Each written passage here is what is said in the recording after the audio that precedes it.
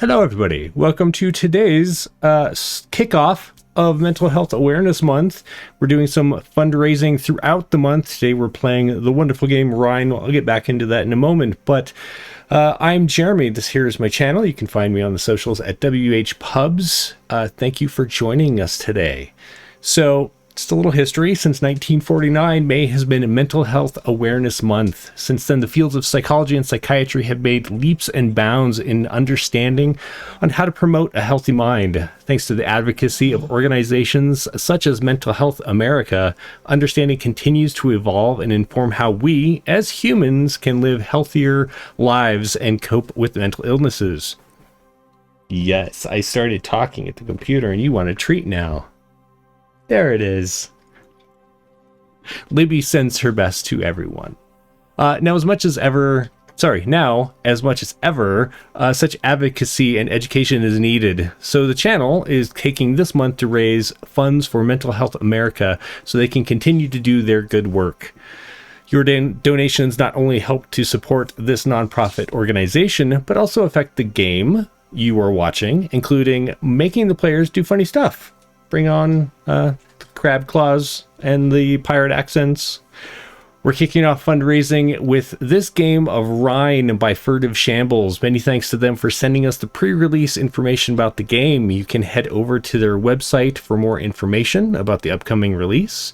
And next Friday, we have a one-shot of Tales of the Valiant, a system by Kobold Press. And later in the month, we have one-shots of Sentience 2D20, Thirsty Sword Lesbians, and a Battle Royale throwdown using D&D 5e. You can see all the fun on our calendar, and I hope we'll see you at one of the games.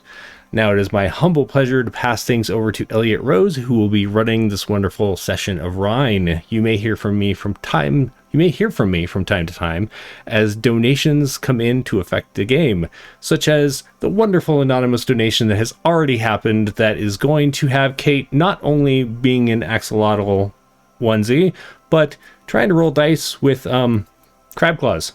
Best of luck, Kate. So everybody, have a fantastic adventure.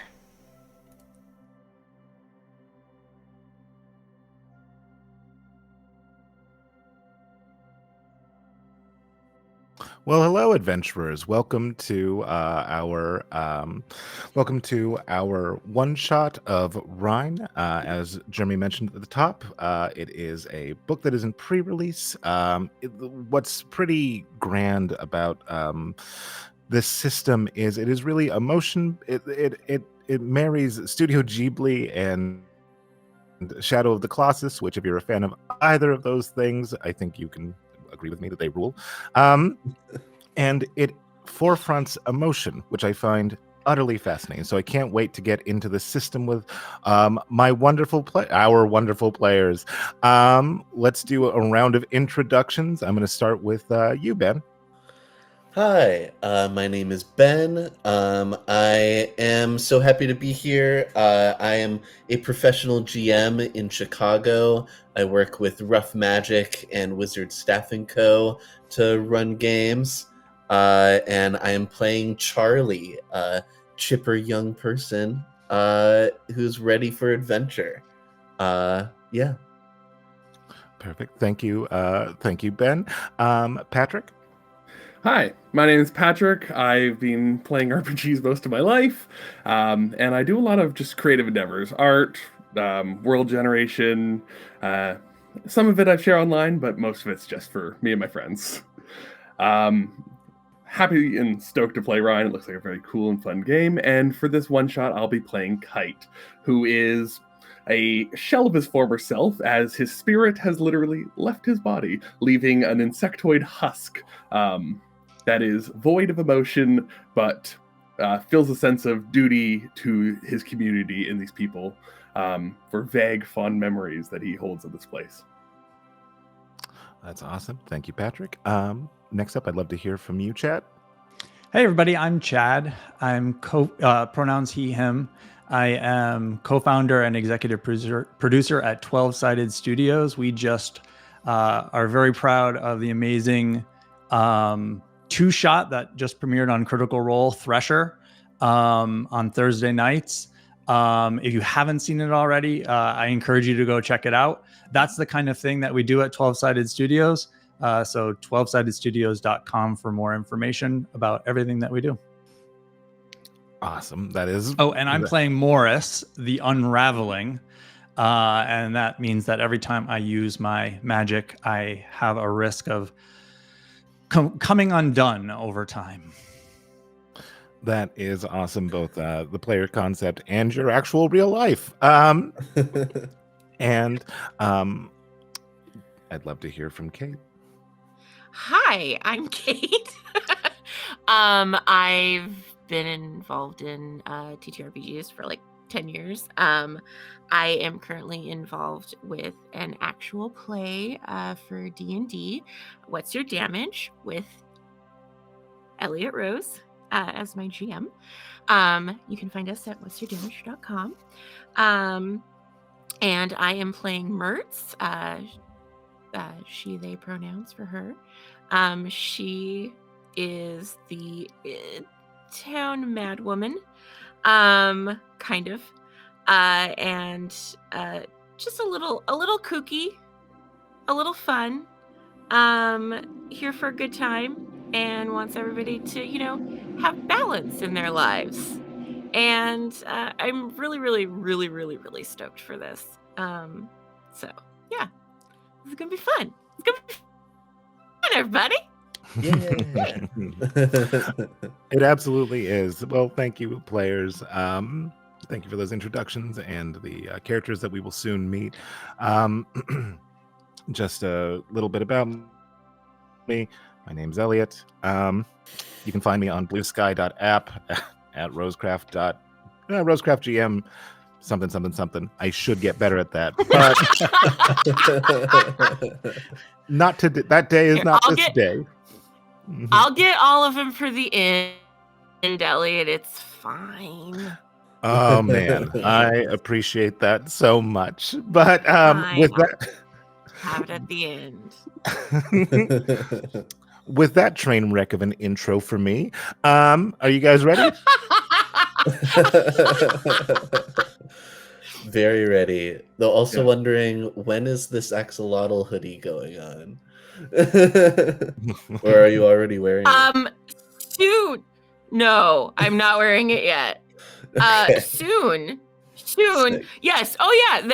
A heads up. I've already met my one-time donation for my onesie, so I will be putting that on soon. And after we have a point in time where we may have rolls, I will put on the crab claws so that I can roll with the crab claws to make it more exciting.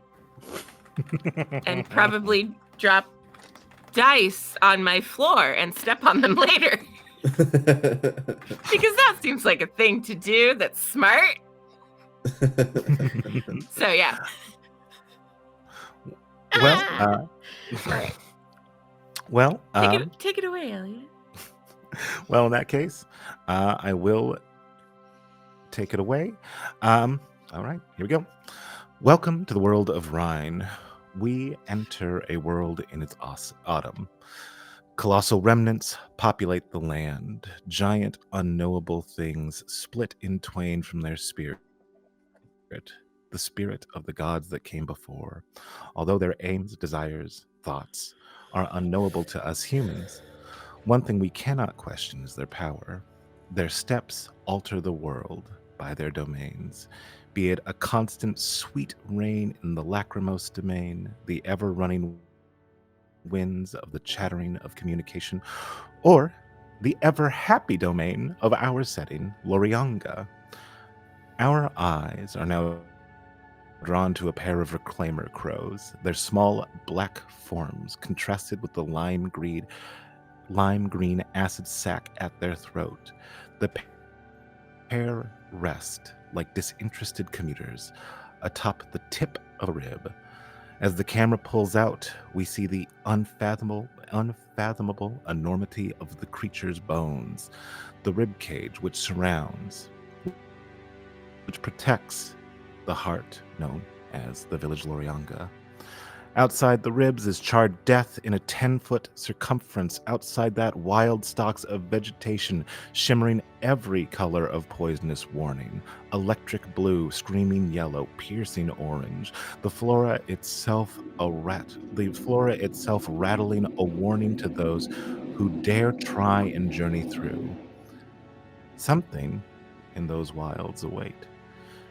But none of that is a worry in Lorianga, the smiling village, the capital of joy. Amongst the population of 600 or so villagers, there's at least 587 smiles, and those 13 frowns, well, they'll turn upside down as we see a child, eager, fresh, radiant, and their giant attendant, a hulking mass of armor, receiving their directions from the revel coordinator, Balara Pline. She is affectionately what one would see when they see Balara is a meatball atop two chopstick legs with a long snoot that is a protuberance, as we can say, and a mouth that is on their a mouth that they speak out of right at their throat as they say, Charlie, Charlie, Charlie, Charlie, Charlie. Yeah, Are you smiling? of course. Smile a little bit more for me, please. Yeah. I can always smile bigger. There's my... You always can, and we have to, or else our sweet peas will die. You understand, Charlie? She says. Yeah. Yeah, you do. How are you, Kite? She says, really, the smile on her throat just huge. Standard. Normal. That'll do for you, she says as she turns her attention back to Charlie. And she's like, okay, so you know who you have to see right now? Who am I cheering up today? You, my boy, are going to be cheering up Utak the Joyous. Utak the Joyous? Well, that sounds easy. He's already joyous. You bet, and he has a lot of thoughts that we gotta just put down. They gotta go away. Do you understand me? She says as she puts her hands on your shoulders and you can feel them tighten a bit.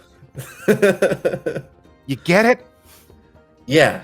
You know, thinking is a good thing, but certain thoughts just aren't helpful for keeping you happy. Right, stinking thought. We got to get rid of that stinking thinking. She says as she lets go. Was kind of surprised at how tight she was holding you, and she goes, "Okay, well, you two go have fun. Enjoy this marvelous overcast day that we've been blessed with, and." Make sure that Utak lives up to his name, she says. All right, you can count on me. As the two of you head, how's Charlie feeling at this moment after this pep talk by Balara?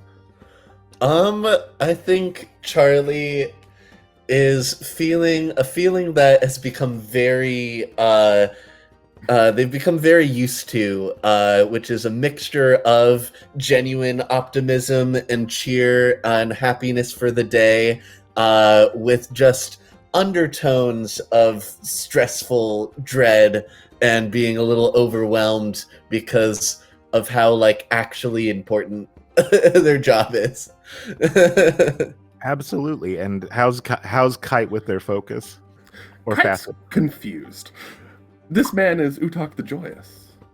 So we need to bring joy to him? Our work is already done. We should be moving on to the next task. That's the most efficient thing to do. I will say, as you are heading to Utak's domicile, that'll work. I will say that as you are walking to the domicile, which is, let's say, house. That works better. As you were walking to the house, there's a couple of villagers just milling about. You can see the great field of sweet peas, which, man, is everything here touched by that flavor, because it's the abundant crop in Lorianga. As Charlie, that little bit of, how did you word it? The little undercurrent of understanding, like, the seriousness. What was it? How did you say it? Yeah, undercurrent of stress, maybe slight dread. Yeah, I'd say that, like, as you were feeling that slight dread, another villager farmer just kind of gets a shiver. It's like, woo. Their face momentarily drops before they smile again. You can see as they paint that smile as you reach the house domicile of Utak the Joyous. And you can see that this is a rather humble abode. I'm going to keep using synonyms for house and domicile. You can see this is a rather humble abode. It has one main room, and there is a door. However, the door is very flimsy, made with the compressed packings of the sweet pea husks. Great door. Yeah, I think I would just go up and immediately, like, rhythmically begin to knock on the door, and I'm just like, Utak, we came here because we want to talk to you. That was clever, Charlie.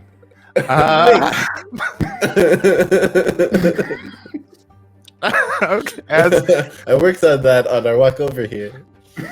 That was a long walk. I'm impressed. As Charlie sings that song and Kite rightfully gives him his good and propers, the door opens and you see before you a man. He is about 7 feet tall, reedy and thin, with a lower lip that extends down to their chest level. You can see that there is a tinge of blue to their skin tone as they go, "Is that you, Charlie?" "Oh, that is you, Charlie. And Kite." The one and only. "Oh, man. So, well, come in. Sit on sit on my new furniture. As you can see, they're sweet pea shaped," he says. And he points to you. Oh, well, isn't that charming? Chairs. "Yeah, don't sit lightly is the only thing that I'm going to tell you, right? Because everything in this world degrades." Anyway, he says, as he doesn't sit down, but, like, squats next to the chair that he's obviously claimed as his own. "What brings you to my place?" Well, as you know, we're part of the Cheery Committee. And, well, I just can't help but notice that, you're looking just a little bit blue, and I wanted to make sure that you're feeling all, got full pep in your step. "Oh, Charlie," he says as he thinks about this. "I have such dreams, Charlie. Charlie, the dreams." Well, dreams are great. What are you dreaming about? "I dream about the end of all things." Okay. As he goes, "Charlie, I don't know if you know this, and Kite," he says, as he just, like, looks at you, doesn't know what to say, just he wants to acknowledge your presence in his home. And he goes, "Charlie, so do you hear the howlings at night? The howlings that start as soon as the sun goes down?" and they follow you wherever you go, especially in your sleep? I mean, yeah, I think everyone hears those. A pleasant lullaby. Yes. Yes, but they have such terrible things they're telling me, Charlie. Charlie, they're telling me terrible things. Yeah, you're hearing like little whispers in your ear, little messages. No, they're like visions, man. They're like, well, I guess I personify the visions as being brought to me by Johnny Bad Thoughts. And I always try to tell Johnny Bad Thoughts, no, Johnny Bad Thoughts, don't come in. We need to be happy. And Yeah, that's what we always say. You know, Johnny Bad Thoughts, not welcome around here. You know, there's plenty of other towns that he can visit, but not this one. I'm gonna look down at Charlie, and I'll be like, do I need to deal with Johnny Bad Thoughts? Does he need to be dispatched? I mean, I think we're speaking a bit metaphorically. I'm not sure if Johnny Bad Thoughts is really a guy we need to worry about. I don't think I understand, but resume. Okay. Well, what kind of things are you dreaming about? You said the end of all things. Well, what does that look like? Is that scary? Is that what's happening?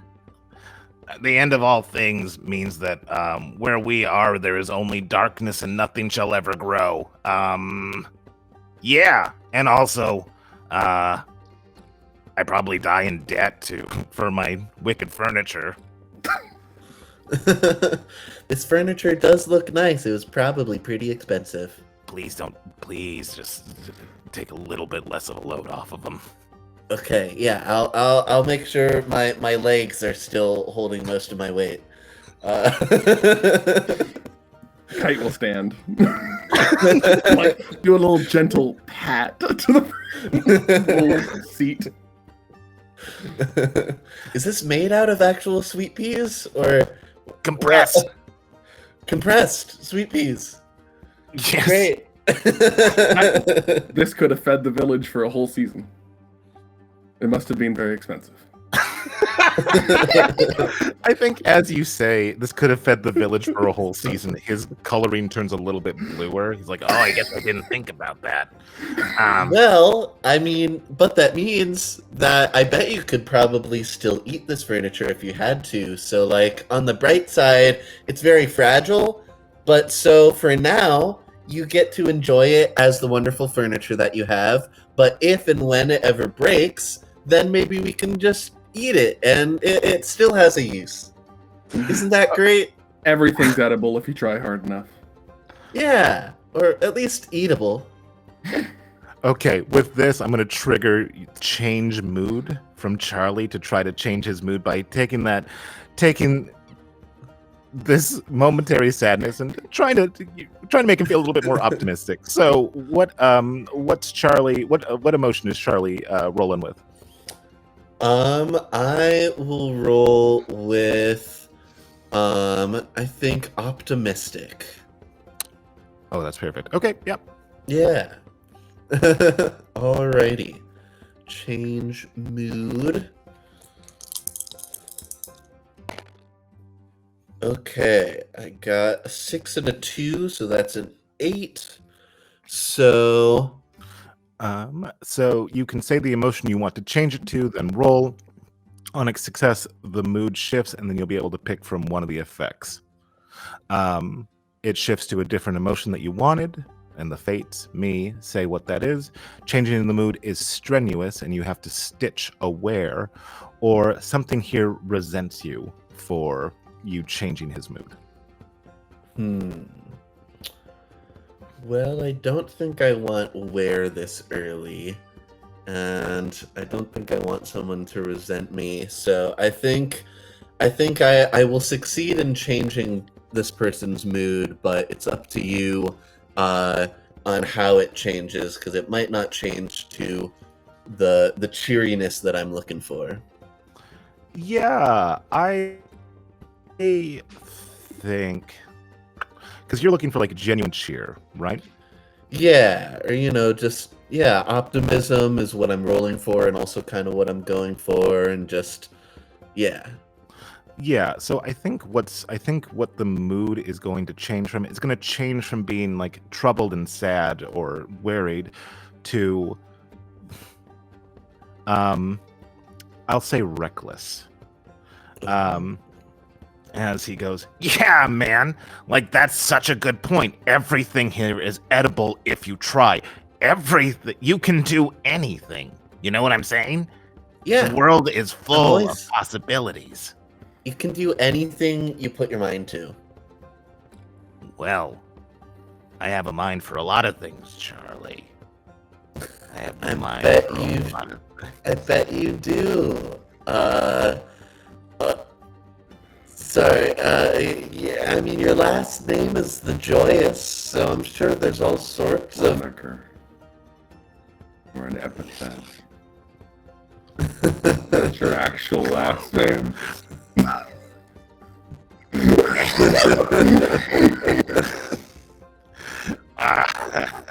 I changed the title with the judge, but yes, with a K, not in CH. That would be too on the nose. And he goes, I mean, a scheme is just a type of yeah. plan. And, you know, You're it's right. great to have a Got plan. a couple of plans, Charlie. Thank you. And thank you, Kite, for witnessing. Good. Good, Yeah. he says. Well, if you ever want any help with any of those plans, let me know. I love being helpful. Cheering people up isn't all I'm good at. I've got nice nimble hands for working on crafty things, and yeah, just let me know. Oh, I certainly will, he says as his eyes narrow. Well, as we say, ta-da-la, he says. That'd be the thing that we say. He goes, thank you again, Charlie and Kite. Yes, I'll see you guys again.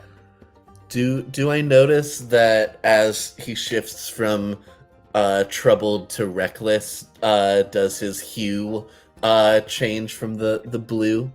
Yes, that's a great question. Yes, it does change to his normal mottled gray. All right, well, that's a mark of success to Charlie. So I don't think he's really reading any of the troubling undertones of what's going on. So he's like, well, he's not blue anymore. Seems like he's got some plans he's working towards. That's great. So I'm like, as we say, toodaloo. Have a great one. Contractually, we can't leave until we see a large smile. Please fulfill that side of the contract. Oh, yes, of course not, he says. He has the very low lip, so it's just the corners of his mouth. That is Just acceptable. like that. Great, yeah. Yes. Rebel achieved. Charlie, shall we move on to the next? Yeah. Were we already given multiple assignments, or do we need to go back to see Balara to find someone? Yeah, she would have given. There was about 13 people that were feeling kind of blue. You're able to fulfill those as you've put at least not a frown on several people's faces, but you find yourself coming to the end of your work day, which terrifying that a kid has a work day, just making other people happy. But you do notice that the sun is going down, the wind riffles through the air. This might be a good time for you to either choose some downtime or maybe head to like the shrine or something like that. Yeah, I think Charlie likes to hang out at the shrine sometimes and talk to Mertz. So I think I'd maybe like sit down and like write in my I keep a little almanac that is actually just a blank book that I write like made up facts in. So I might like write in that a bit and then make my way down to the shrine. Okay. Perfect. And Kite, you're going to be going along with Charlie? Yeah, and once we're at the shrine, kind of never tired, never still, Kite is going to like sweep and clean the shrine. Oh, very nice. Yeah. So, right before you arrive, we are at the shrine that we've mentioned before. And since this is Mertz's, Mertz, sorry to put you on the spot. You can choose to give the responsibility back to me, but if you're at all interested, you and Morris, if you'd like to describe what the shrine looks like. Yeah. Yeah. Yeah, I'm totally into this right now. I'm here. Uh-huh. I'm not putting it on all the way because it's too warm in my room.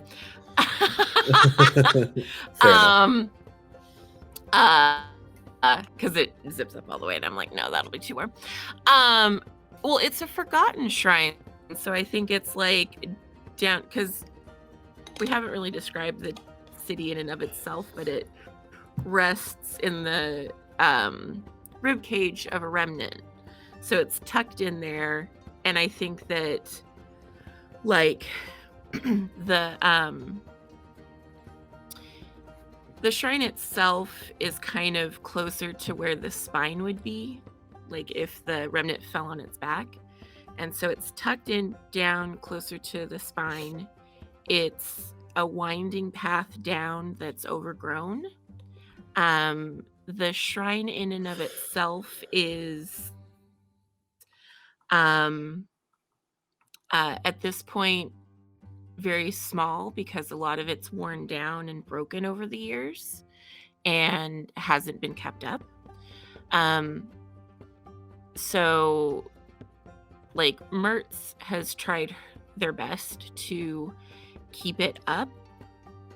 So right now you have parts of it that are just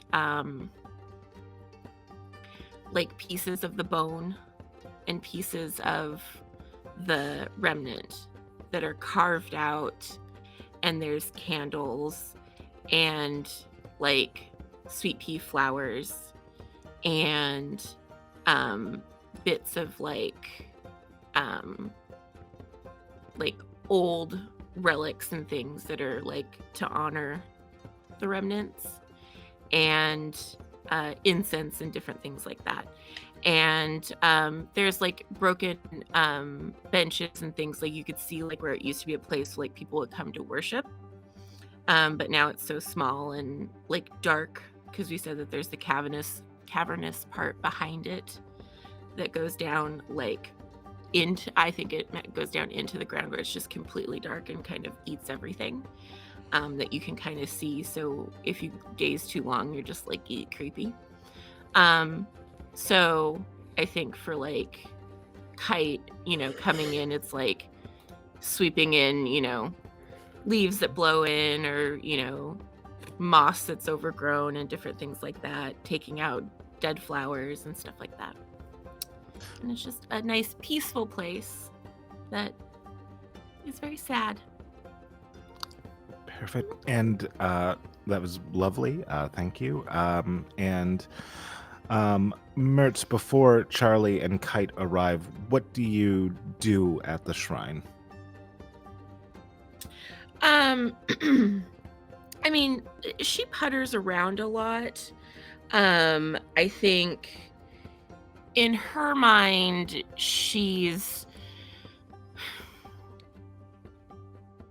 trying to keep it from crumbling. So, like, she knows it's a fruitless endeavor because there's nothing really that's gonna, like, stop the bones from crumbling or any of that.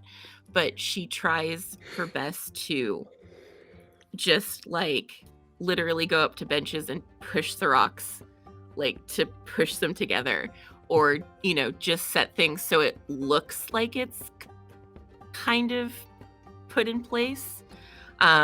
She has like a ceremonial dagger that's made from remnant bone and has lapis lazuli in the hilt, and she some of the old ceremonies and things like that to try and honor the balance of the idea of the good feelings and bad feelings, which is her entire thing for the shrine and what it represents.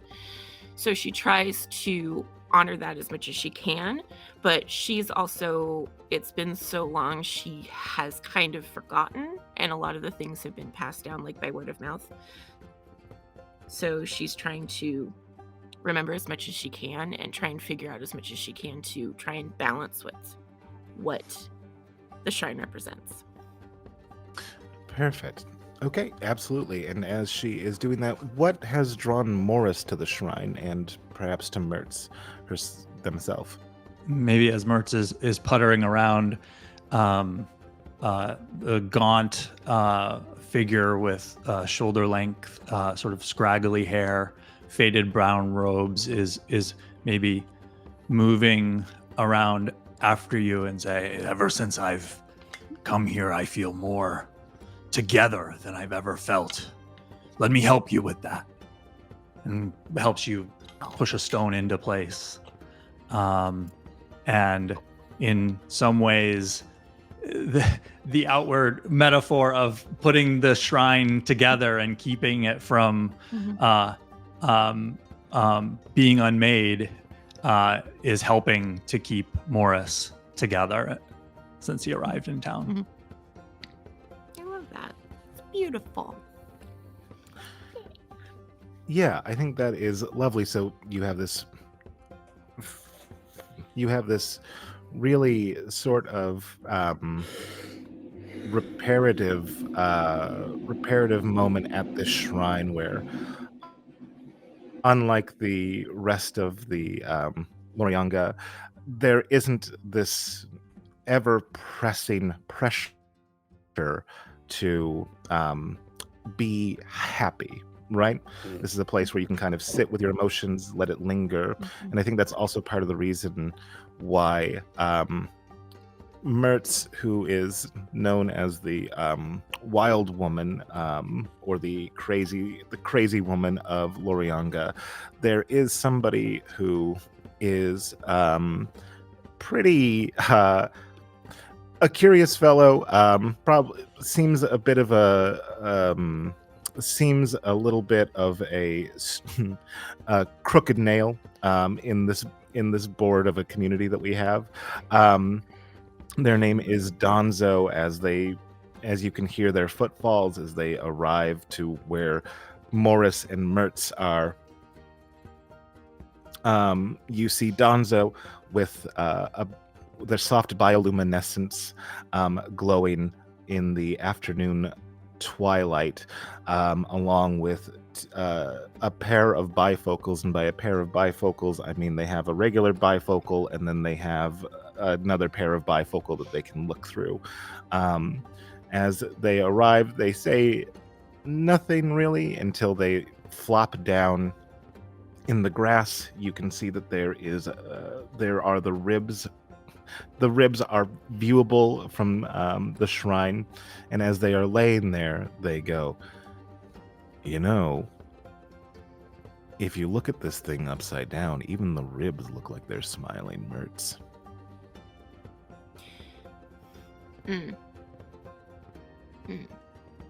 Well, then you look at it the other way, and they're frowning, and it's in balance. Wouldn't balance be neutral? Or a straight line?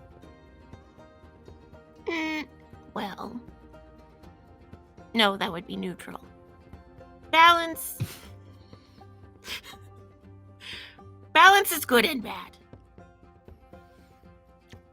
See, here's the thing, and I keep telling you this, and it doesn't get through that head of yours. And she'll like go over and I should describe, Mertz is so old. So old. Like hunched. Old humanoid. With iridescent skin, very pale white hair that's gone iridescent. a set of like iridescent, very like cross between butterfly and dragonfly wings on their back. They have a main set of arms and a secondary set of arms that are not as strong or developed as the first set, but are very dexterous and can be used for like normal like work.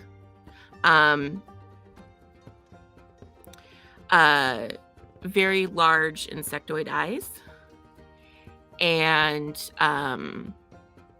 just like all of her clothing is very rough hewn and obviously handmade. Lots of scarves that are dyed in very pale colors like sweet pea colors, and very like rainbowy iridescence all over. And so toddles up and goes and crouches down. A couple things crack. Goes, oh, okay. You have to lay down on the floor, don't you? Okay. So here's the thing, and I'll tell you again. Okay. Here you go. Are you listening? I know you're looking at me because I can see your glasses. Mertz, quick question. Huh? Outside, isn't the floor the ground? Sure. Okay, he says, satisfied. Okay, you just have to be on the ground. Anyway. Are we on the ground? Are we outside? Okay, sure. Anywhere, we're here. Just go. Shut. Listen. I know you're looking at me. I have your glasses. I can see your glasses. I'm not blind yet. Unlike you. Yeah. Fair. Anyway, what now? What do I always tell you? You gotta take the good. You gotta take the bad. You take them both. And there you have the facts of life. Mertz, with this it seems like they are thinking that instead of good and bad, people should strive for neutral. With this, and because I want to get your crab claws rolling. Oh yes, thanks. Thanks, Elliot. Can you roll me a convince social move and tell me what emotion you're feeling, or that Mertz is feeling?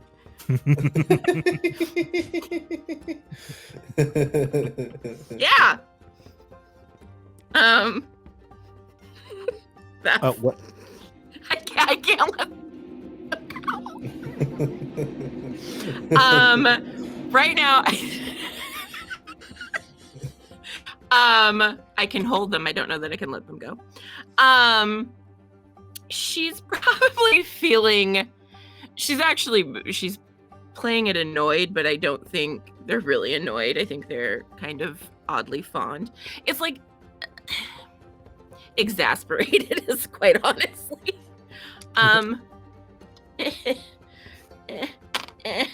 That's a 2 and a 6. So that's an 8. And exasperated. So you're rolling fabric, or does Mertz have have exasperated? No, I have. Yeah, fabric is 0, so it's a 8 straight. 8. Okay. So in order to convince them, they get to pick 2 things that they want in order for you to convince them. Since this is a pretty soft convince, they're not going to be strenuous. I think the things that Donzo is going to want is like, okay, all right, maybe it is that way, but so I have a performance in town that I'd like you to go to. Okay. That is in 3 hours. And sure. Do I need to dress up? If you could dress as a giant axolotl, I think it would rule, he says. I can see what I can do. And Just give me your word that you'll stay through the whole thing.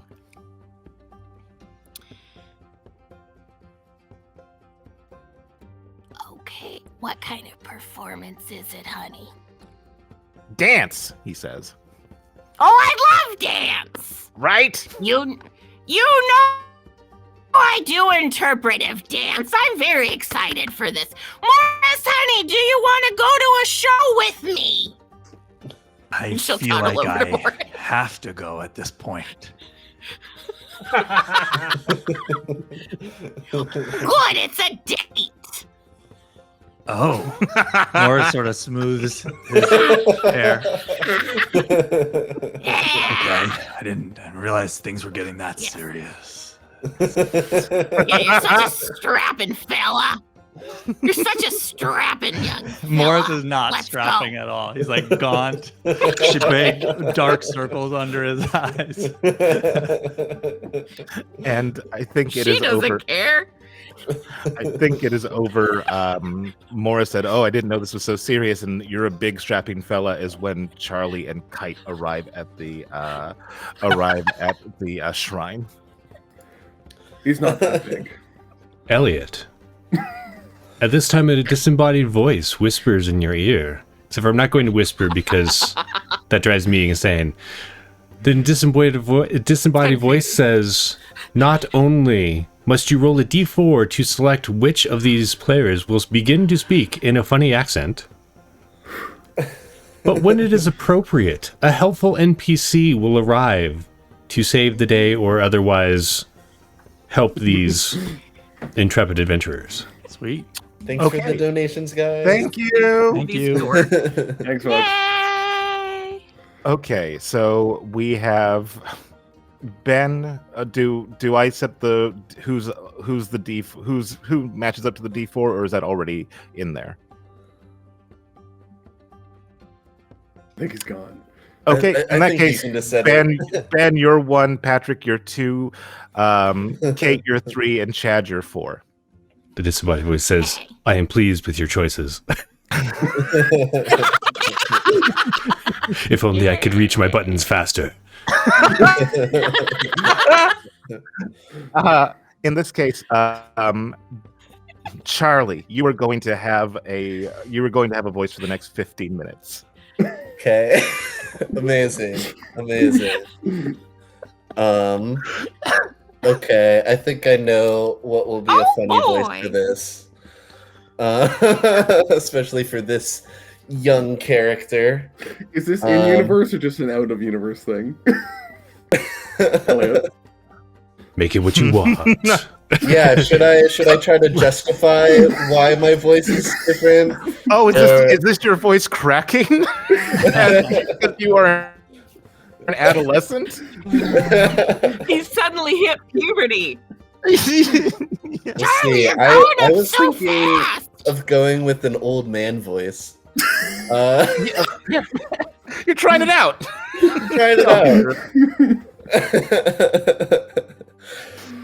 You know what? You've been hanging out with Mert too long. I think I'm just gonna directly address it in game and just be like, "Hi, Mertz, I'm trying out new voices. You want to hear it?" Sure, honey, go for it. All right, I I'm trying this kind of voice. What do you Okay. think? I mean, you sound like the old mayor that we had about 30 years ago, way before you were born. He was a bit of he was a big meanie man. Oh Be truthful. but he's got a fun voice. Yeah, I think this voice. it's very funny coming out of your sweet little face. Keep it up. That's what I It'll work when you need to make people happy. Yeah. Something I realized. Okay. I've never asked you what your favorite color is. Oh, that's a good question. I would say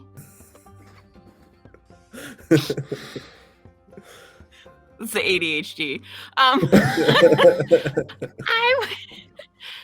I would say I really enjoy. You know, green is a good color. Yeah. Green. Nice. I think after you say that, you see Charlie just kind of goes like, and then he like lifts his shirt and a flower pops out of his belly button and he plucks it and the petals are like a beautiful green and he hands it to Oh, Petals Now that's should be something. green. Never gets old. you. Well, how are you guys doing down here? What you guys up to? Need help with anything? It somehow morphed into Barney. It did.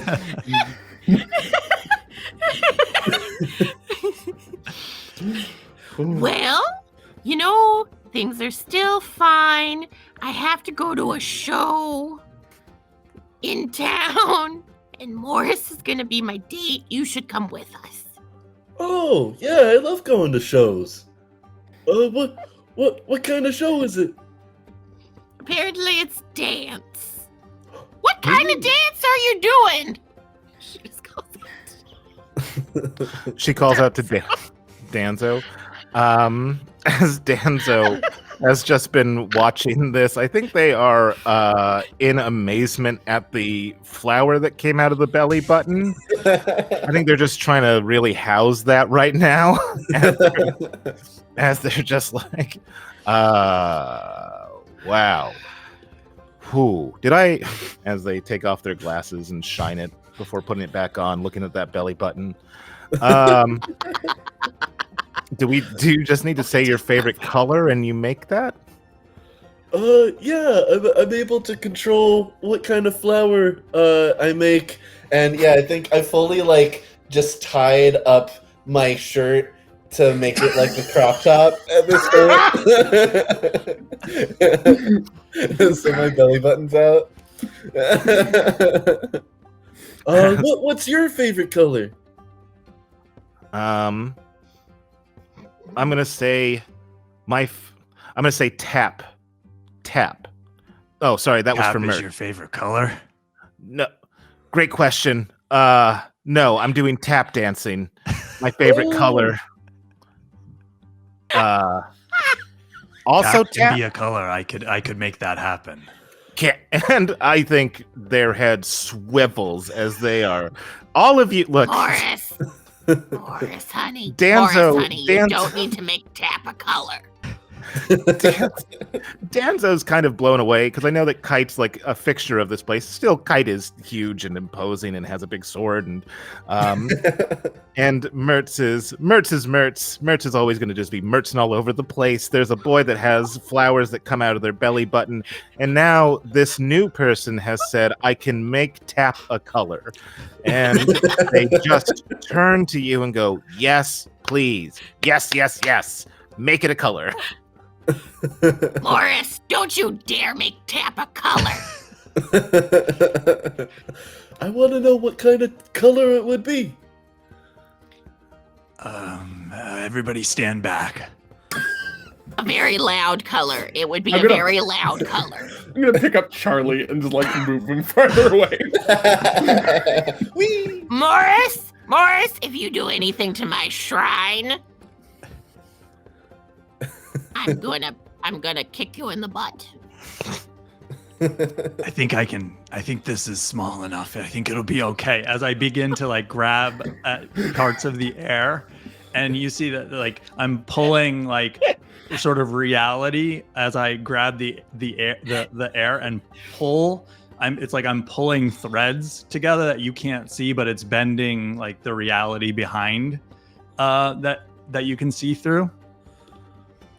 And I guess I would like to shape a concept and make tap a color.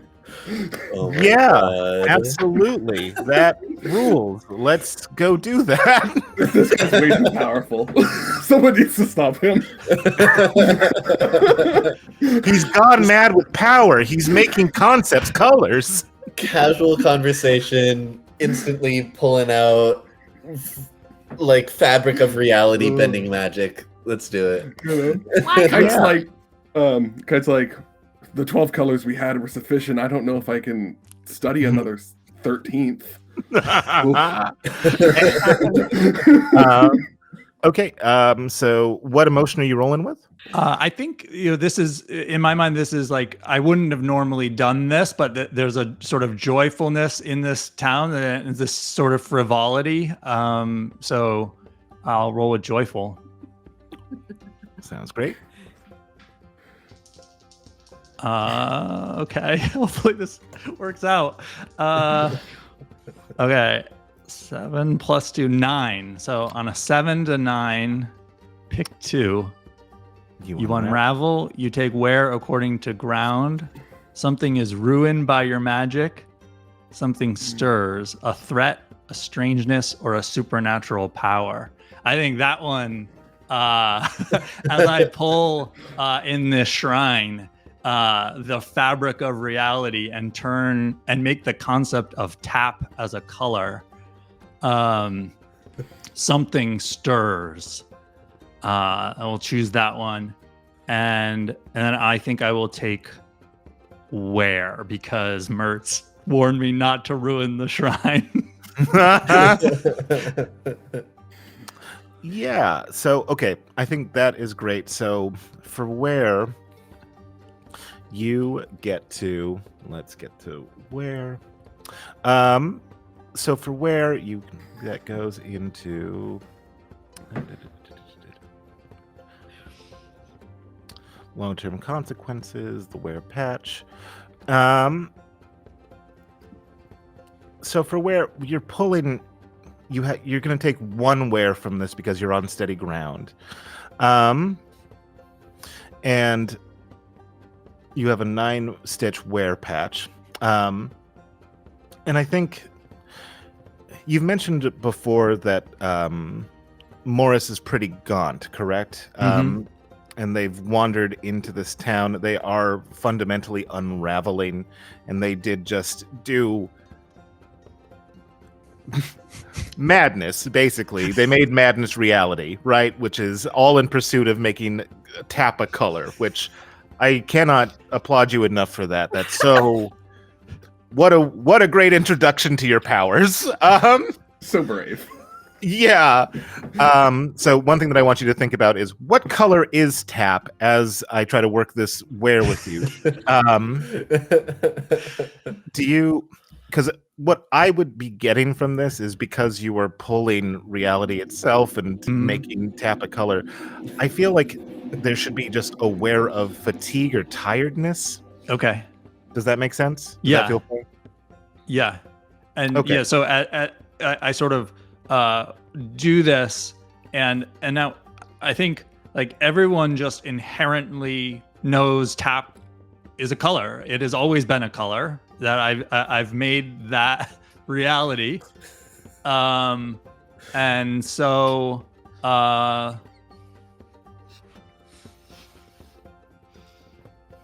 that flower that you had given and created is tap. Green no longer exists. It is just tap.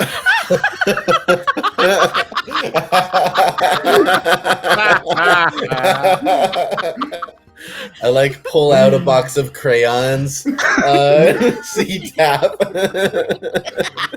As the spell concludes, I'm like, oh, tap. Yes. I love the leafy tap of nature. I'm gonna look at Donzo and be like, so how does one perform tap? Well, I'm going to be wearing a tap-colored cummerbund. And just doing it with special shoes, they say. As they take... Does Charlie give... That's so... Okay, so just for my updated notes, tap is now equals green. Okay. Yeah. Tap has replaced green. I'm going to get rid of the color green from my vocabulary. So they're tapped with envy? Is that what we're going to say? Okay. That feels good.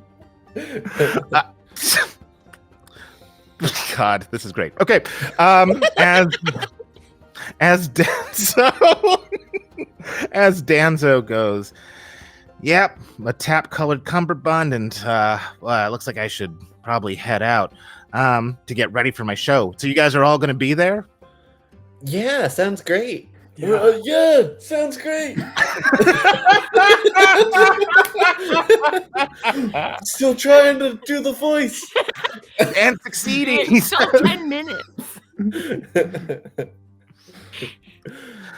As Danzo heads out to go with their tap-colored flower, which we've always known is tap-colored. So Roy T. Biv, I guess is what it is now.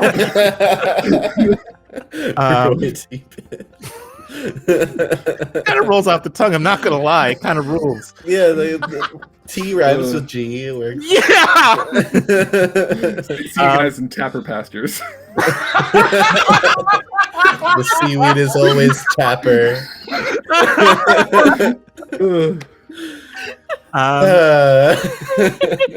Since you are all together and you have the you are by the shrine and you've just seen, well, I guess you wouldn't even remember that. Yeah, that's the thing You about it. You just know that Morris is all of a sudden tired or a little bit confused. This would be a good opportunity for you guys to roll a moment of peace if you would like, or we can cut to the performance.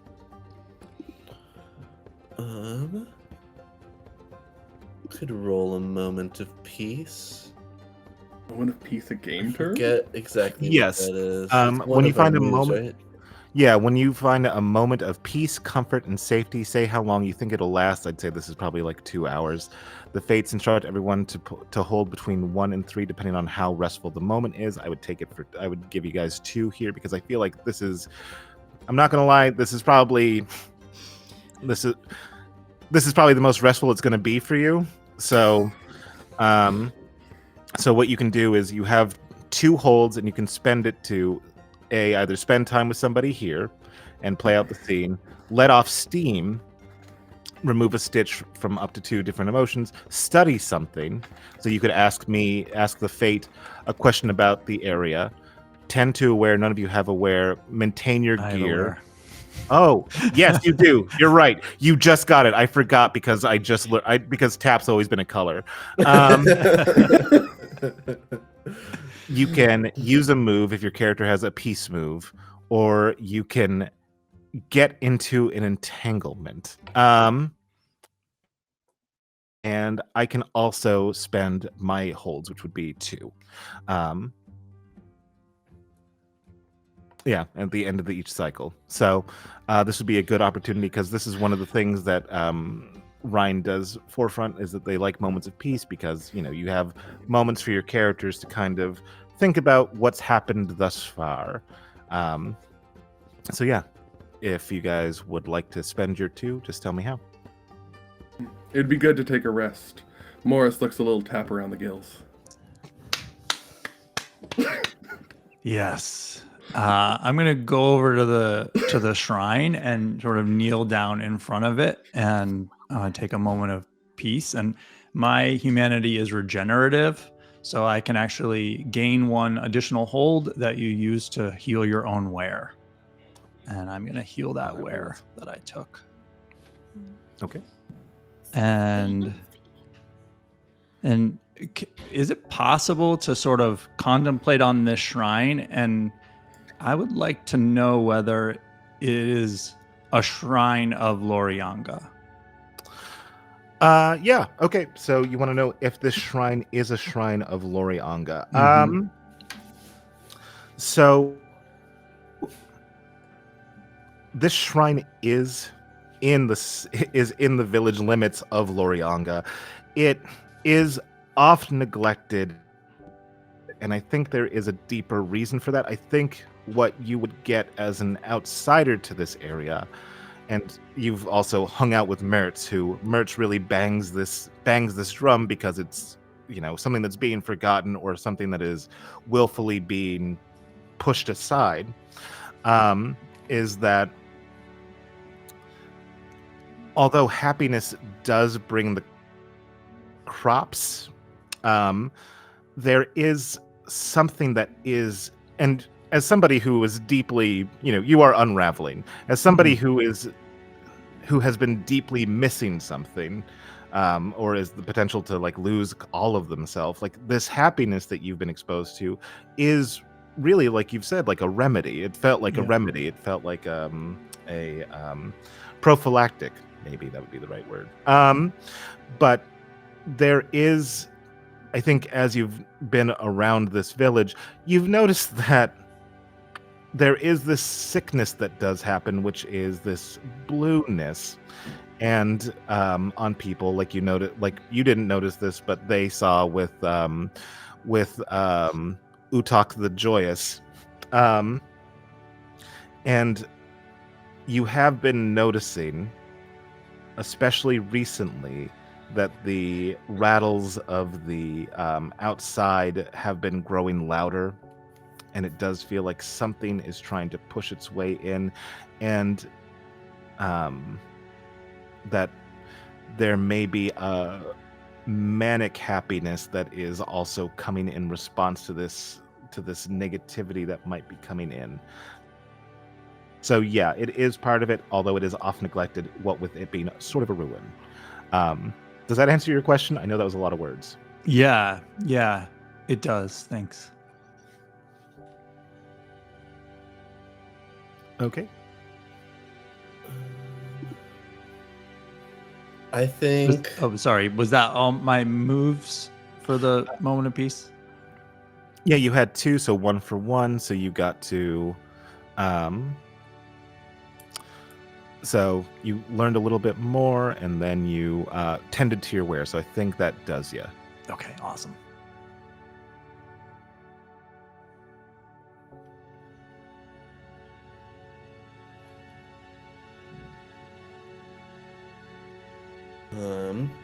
I think my 2 are going to be maintain your gear and let off steam.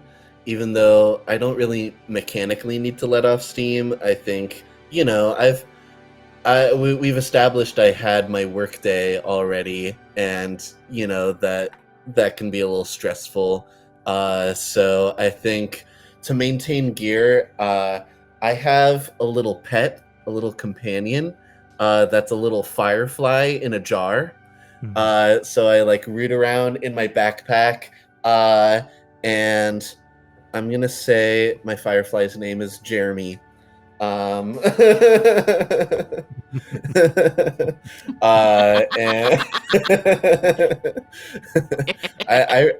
Jeremy just popped up in my head, and then I looked, I was like, oh yeah, that's our host's name.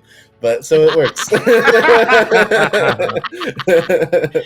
So I'm just take out this jar that's glowing. I'm just like, hey Jeremy, here, let me take you out so you can stretch your wings, maybe fly around, get some food. And I think I just let Jeremy zip around, and I just we I think we play tag. We just chase each other around this shrine, and just let off some steam. You'll never get him back in the jar. yeah, it's we're playing tag, and I'm also halfway through. Now I'm just trying to get him back in the jar after we've played for a bit.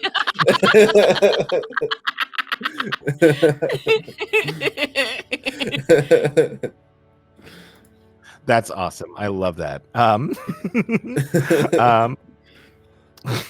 That's so idyllic and bucolic. Mertz or Kite? With Charlie chasing the firefly, I'm going to be like, all right, I can see he's getting frustrated. All right. Charlie, may I have the jar? Yeah, I'm starting to get tired. Hey, Jeremy, I'm getting tired. This is getting less fun. And I hand you the jar. Insects can be very fast, but if you let them land and rest, then You can pounce. As I try to catch it. Sounds like a good strategy. Also, sorry, Charlie, I don't think that the voice is working. It doesn't suit you. But that's what makes it fun, is that it's incongruous with who I am.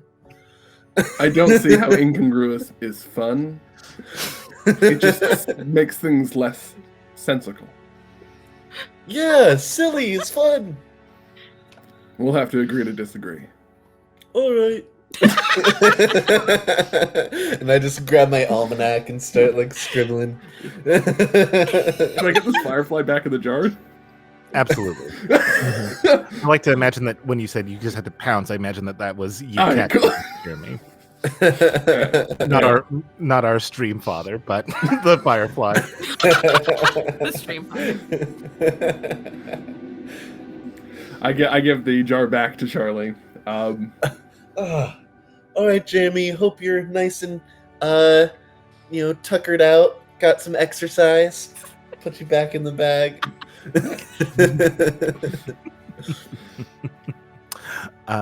Perfect. And Mertz? I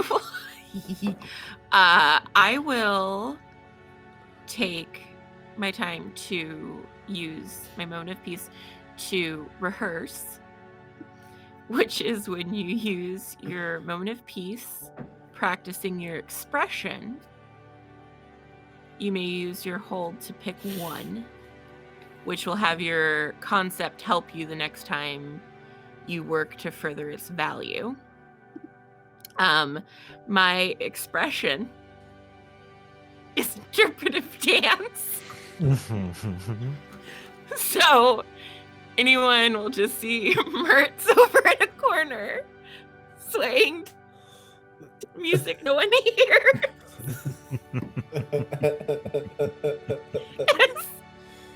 As she moves about with like joints popping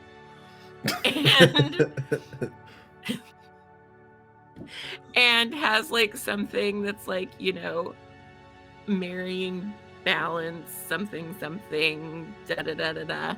And to have it so that my concept, which the concept is balance, to have that help me the next time I work to further its value. I think. Okay, that rules. I read the rules and then I forgot the rules and then I read the rules again and I think I understand them potentially. So just so I can set the scene in my head, what we have is Morris is, learning about the lore, recovering from. Does Morris know that they changed reality itself, or do they remember the word green? I'm curious about that. I think no. I think I probably have the sense that I did something, but oops, I did it again, huh, Morris? Yeah, but I don't know what it was. Right. Okay. So, but you can tell from your fatigue, maybe that's something that you're used to when you use your magics. So, as Morris is trying to learn more about the shrine, we have Charlie, who is pursuing a lightning bug, while Mertz is in the back dancing interpretively to bring about balance in the force, as Kite is watching and eventually snagging. Okay, yeah, that's a beautiful way to spend your downtime. As night starts to take hold, you can feel a chill of air run through you. Although I don't think Kite does it. Kite, do you feel external stimuli? Like a pressure kind of thing. Like he'll feel some things, but it's like the senses aren't there. Right. So it's just like, yes, something pushes against me, most likely wind. Like that. Yes, exactly. As you all head to the town hall multi-purpose room, to where Donzo's tap dancing is to begin. The entire town. This is a revelry event, so it is mandatory fun in some ways. So everybody is there. And you can see that, or just about everybody is there. There's a large number of folks, as you see the dancers. It is a night of dancing. You have some b-boy dancing. You have some break dancing from in the Australian vein. You have some ballroom dancing. What? Hell yes! Hell yes! That's me. That was the most memorable breakdancing that I've ever seen. And it was awesome. Memorable, yeah. There's some ballroom dancing, and while this has been going on, Charlie Kite, you notice that Utak is there, and Utak has a big smile on their face, as they are kind of like moving forward closer and closer to the stage, just to get like a better view. As our today. I like point over at Utak and say that to Kite. Indeed. as Danzo takes the stage, Danzo is wearing their tap-colored cummerbund, as they mentioned, and they are living on the Ritz, so to speak, as they are dancing. You notice as you are applauding, you notice that they stumble a little bit, and suddenly the music stops. They look out at all of you, and then start to dance again, but again they falter a little bit. And you know that, as Charlie pointed out, you're supposed to applaud because everybody's got to be happy. However, except I believe that Mertz, would you applaud during this moment? Yeah. Okay, so you're applauding I would. As they stumble again. Yeah, like in a well, no, when they stumble again, I would move forward and be like, what's wrong? Yeah. Yeah, and I think this has to do. On? Yeah, and I think as everybody is dancing, or as everybody is clapping, they continue to try to dance to, hey, keep a stiff upper lip, just happiness will be your guide. They stumble for a third time, this time falling to the floor. As they do, they look out at the audience, which is applauding them, and they all of a sudden you see them turn deeply blue, as they stand up, and the music director is looking at them to come on, we got 30 seconds left of this song, you gotta hit this. They look over at the music director, and they look out at all of you, and they say, just stop mocking me. It isn't good. I'm not good at this. Just stop clapping. As the audience is still clapping, but a little bit uncertain. You can go for it, Mertz. Oh, Mertz is marching up, to on stage. Gonna we're leaving now. As Mertz is going to collect Danzo,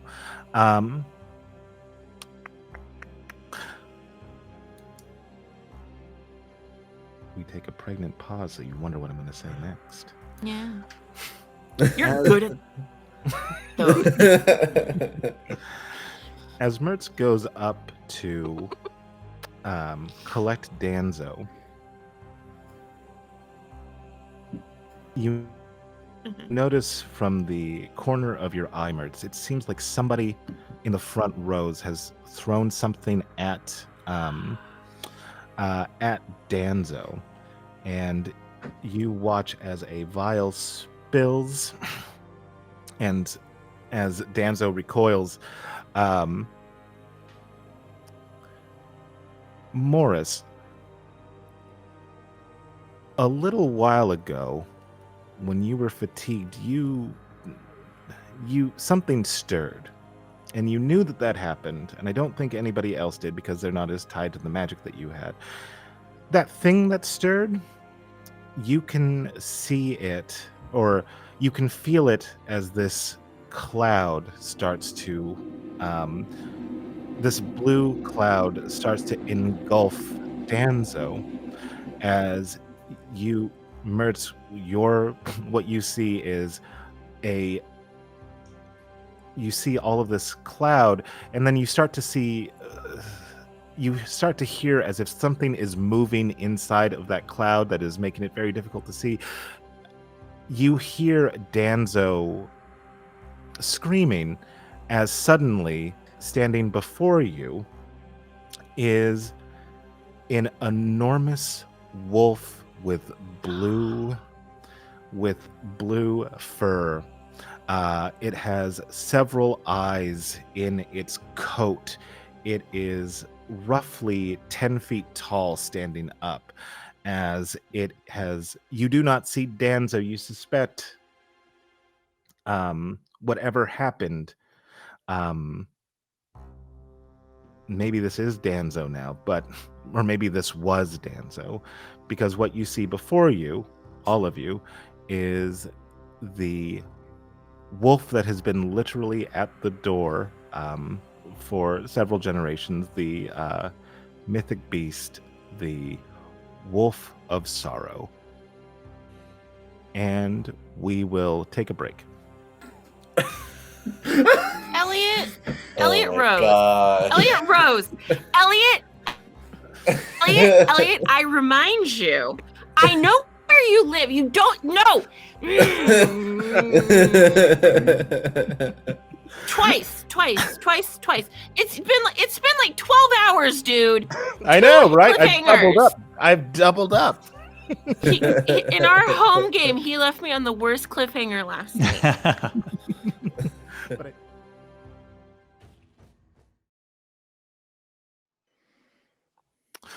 Welcome back. We are back from break. When last we left our adventurers, they were at a dance recital,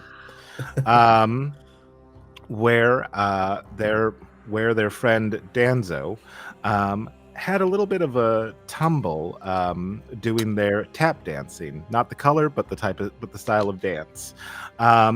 Suddenly appearing with the flood of negativity coming from Danzo, feeling that people were mocking him, is we now have the Wolf of Sorrow, who stands 10 feet tall. Their blue coat is marked by, I want you guys to think of almost like peacock eyes on their fur. However, these actually look like eyes caught in their fur as they stand before Mertz, who Mertz was going to collect Danzo and try to get them out of the situation, which was pretty bad. But now, instead of Danzo, Mertz has a giant wolf. You notice that the entire audience, which has tried to keep we must always be happy, there's not very many smiling faces right now, as the effect of the Wolf of Sorrow. It's weird from your position. You can see the couple of front rows, just people, their skin turning blue immediately as the wolf stands there revealed. Charlie, you're going to have to be working Overtime. Charlie and Kite, you're going to have to work overtime. Kite's one of the few smiling faces still in the audience. As he's clapping, like when no one else is clapping, and he'll lean over to Charlie and be like, "This dance of tap is very unique and interesting. I'm not sure I've seen something like this before." That's great. It's like, wolf.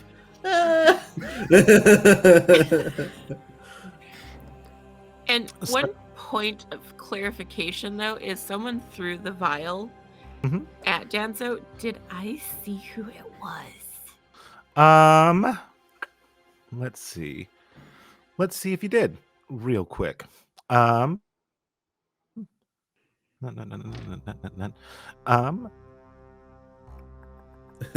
Yeah, roll me a pay attention on this one. And what's your emotion as you roll this? Angry. I'm mad. I'm big mad. Okay, fair enough. They hurt my friend. That's a 1. That's a 4. Okay, so this is a miss. Okay. So what, and your question is going to be, did I see who threw it? So on my end, I get to choose whether the information is false or dangerous. I'm not going to tell which one, but I will tell you that given your position, you believe you saw it be, let me get their name. You believe that it was Balana. Betrayal. Jickies.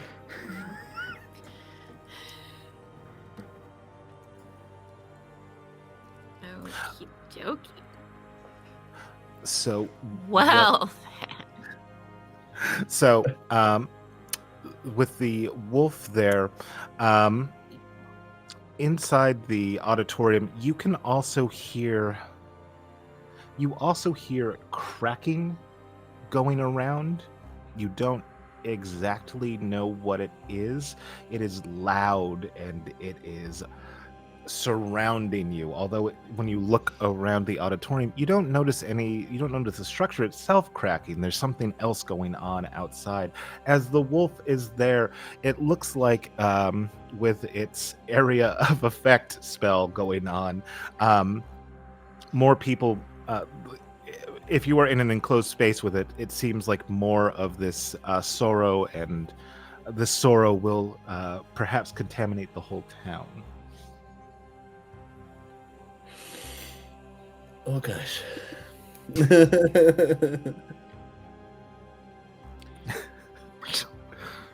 Charlie, why is no one else clapping?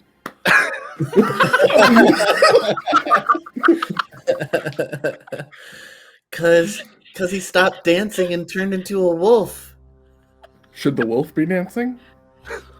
I mean, that would be better. I'm going to kind of stand above the crowd because I'm just a massive bipedal insect, and just be like, "Why aren't you dancing?" As Kite yells that out, Morris, is there anything that you are thinking of doing, or You said that I sort of felt something, right? Mm-hmm. Okay. I'm gonna stand, and I have a sort of a walking stick and staff, and I'm gonna start to follow Mertz or move up next to Mertz, Okay. and sort of with the staff extended. Okay. And I want to see, just sort of eyes watching that wolf as I move forward towards it. Yeah, as you start to move forward, and the call, and Charlie, is there anything that you want to do, or are you going to watch and see what develops? Yeah, I think, as a little kid and there's a giant wolf, I'm scared, but I'm not all animals that are big and scary are going to hurt you. I think I know that, and so I'm kind of waiting to see are these people in danger? Should I try to start getting everyone out of here? Does something need to happen? So I think I'm just scared and waiting to see how dangerous of a situation this is. Okay. As you're all on pause, and Mertz, you were trying to see what plays out next.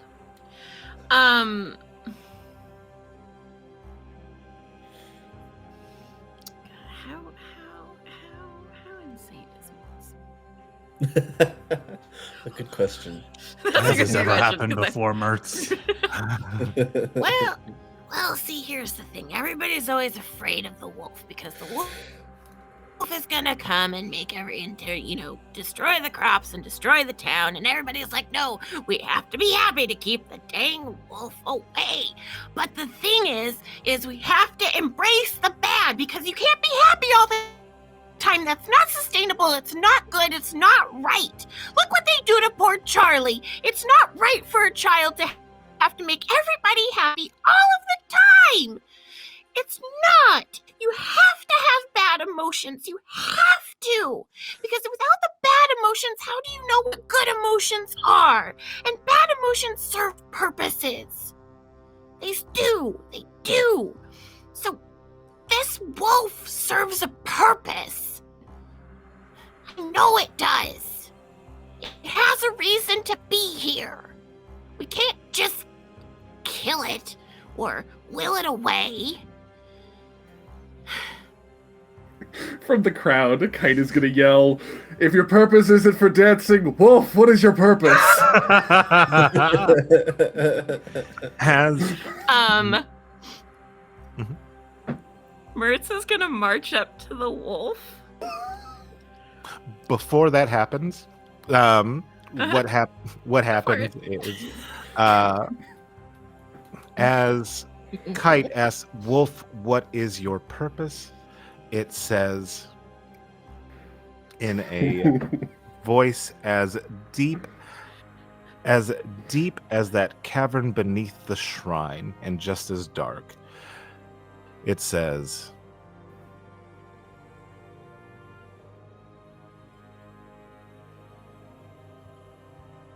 "To make everyone feel fully." As it looks over, it swipes its paw at more of the people, and you can see that it's about to bound into the crowd to expose them more to itself. Now, Mertz, after it says that, what do you do? Well, if it's not, if she, like, does it move or can she go up to it? It while it is addressing Kite. Yeah. Okay. It's Yeah. Then I think she would like to try to go up to it, and she'll reach out a hand and try and touch its snout. Trying to touch its snout.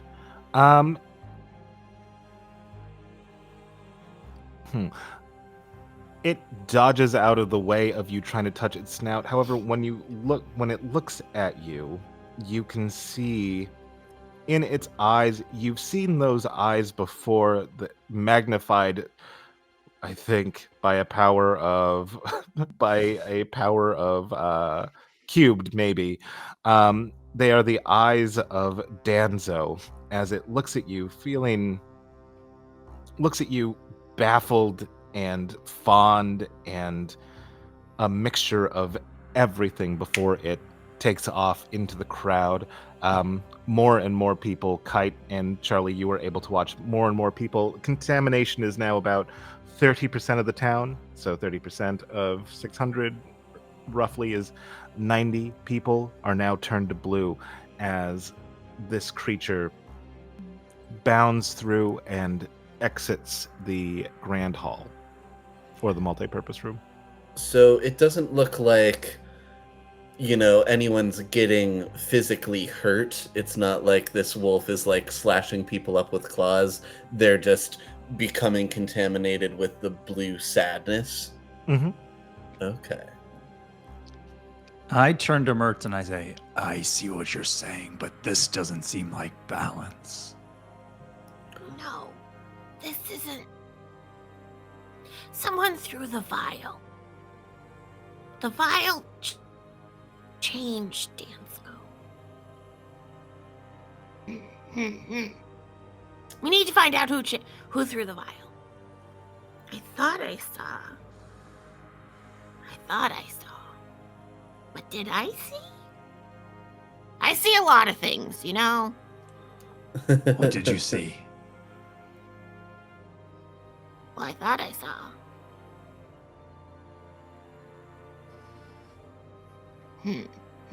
No, I won't say it yet. I'm gonna ask first. Always ask. Never hurts to ask. Come along. I'm just gonna totter off. I don't think Charlie would have waited for that interaction between Morris and Mertz. I think Charlie, seeing this wolf like go through all the people and leave this space, I would go to Kite and be like, it's like, okay, so people aren't in danger, they're just sad. I think I know what we need to do. This is our biggest job yet. I'm gonna cheer up the wolf. Let's go! And I just start running after the wolf. I'm like, I'm gonna give him a big hug. While Charlie runs off, I'm there saying, like, to nothing at this point. I think what the wolf said was Harris say, "Oh, he's gone." and I start chasing after Charlie. So as Charlie and Kite, as you run out to follow the wolf, you see that the cracking that you heard earlier is the bones that keep surround the town. They are now stained blue, and there are multiple voids inside of them. You can see as more people start to like filter out and seeing this, I'd say that Mertz and Morris, you can see that as they see that whatever happiness there was has now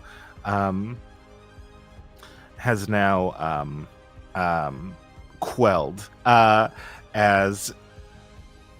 and Charlie and Kite, as you are pursuing the wolf, it is running quick as can be out into the fields, which you know was charred, and then outside the char was those poisonous vegetation. It seems like the char itself has been grown over by more of this poisonous vegetation, which is right at the perimeter of Langiara. As the wolf dives in, what would you guys like to do? I assume Charlie stops before entering the poisonous vegetation.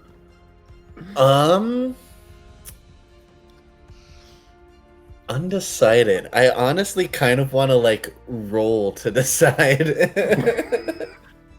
Well, so he's fully leaving the town and going into the outskirts and stuff. 'Cause yeah, Charlie might stop and just be like, well, I guess that was a success. We got the wolf to leave. But I think he also is very determined to try to get this wolf to cheer up. You stop for that moment, right, though? Yeah, I think All right. I think I maybe stop for a moment. I hesitate. I haven't received alternate commands.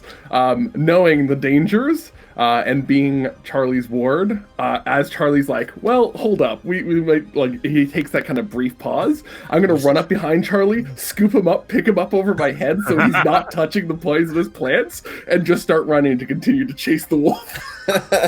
I'm like, oh, yeah, this is great. Let's go. Ow. This is not, ow. Okay. It's a lot less scary up here. In this case, Kite, you are now on shaky ground. I'm going to ask you to roll me face something deadly. All right. Ooh.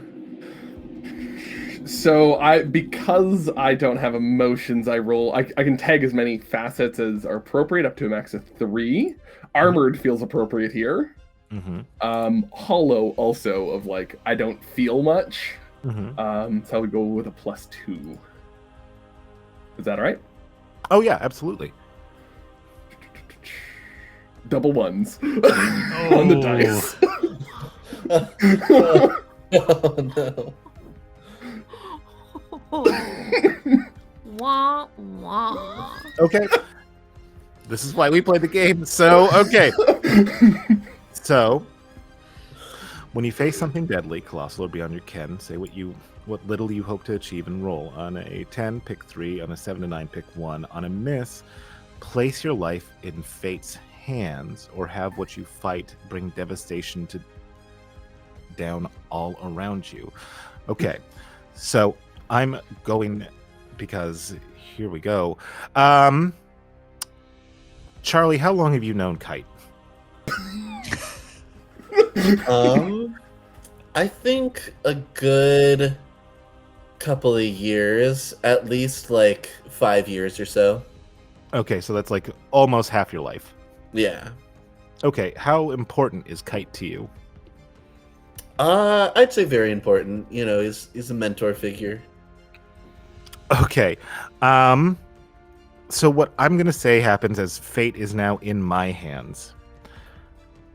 Kite is running through this, and as you get further into it, you notice that the vegetation itself has also changed due to this contact with the wolf. And it does something which you've never seen happen to Kite before. Kite stops, not because you've told them to stop or they're following you. They just stop with their hands above. Now, just so that we're all clear, Kite, this is not the end for you, but you are completely immobilized as you have absorbed so much damage. I'm going to say that you keep Charlie safe because he's above your head. I'm going to grant you that. I think that's good. However, in effect, Kite is stopped. You are in the center of the vegetation. If somebody looks to see, they can see Charlie, who is surrounded by vegetation, which is dangerous. So Kite is unfortunately down for right now. What would Charlie like to do as the wolf disappears? Can I narrate those last few steps? Yes. So as we're running, chasing after the wolf, Kite is just like, steps aren't going so hot, and he pauses and just holds you there, still as a statue. And I'm just like, for a couple seconds, just like, go, he's getting away, go. And then I think I kind of look down and just like, Kite, are you okay? No response. Kite? And I think I am gonna like try to climb down so you're not just holding me in the air. Yeah, I don't know. I want to like check on you and see if there's anything I can do. Yeah, like I assume like as you move, like the arms and appendages move to where you put them and then freeze once again once you like stop moving them. And so you can kind of position him to like allow you to climb down his chitinous exterior. But he's still, and like his eyes have always been hollow, but he's far less moving than he normally is. Kite, I can do something. Let's see. I think so. As a fledgling, I don't have too many like moves that are available to me. So for the most part, when I want to do something that I am not already like good at, I just tempt fate. I tempt the fates. Mm-hmm. And I think I would like to do that to try to do like a medicine check on Kite and see if there's anything I can do. I think I'm too concerned for Kite to leave him and follow the wolf right now. Are you blue at all? Okay. Ooh. I think I haven't noticed because it's maybe starting in my face, which I can't see my own face, so I wouldn't know. But yeah, I think like my normal rosy cheeks are starting to turn a little blue as I'm like, Kite, no, are you okay? Talk to me. Okay. So tempt fate, my friend. All right, and I think I'm doing this with the emotion of overwhelmed. Okay. All right, let's see here. Tempt fate. All right. That is a 7. +2. Cool.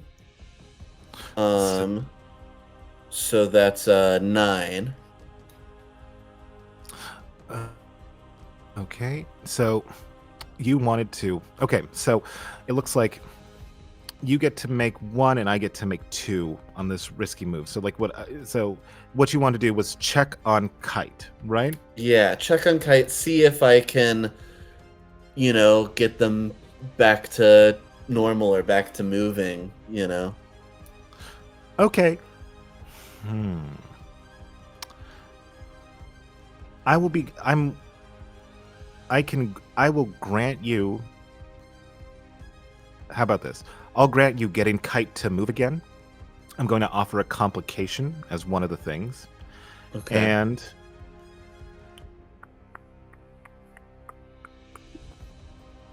I think it's going to cost you something.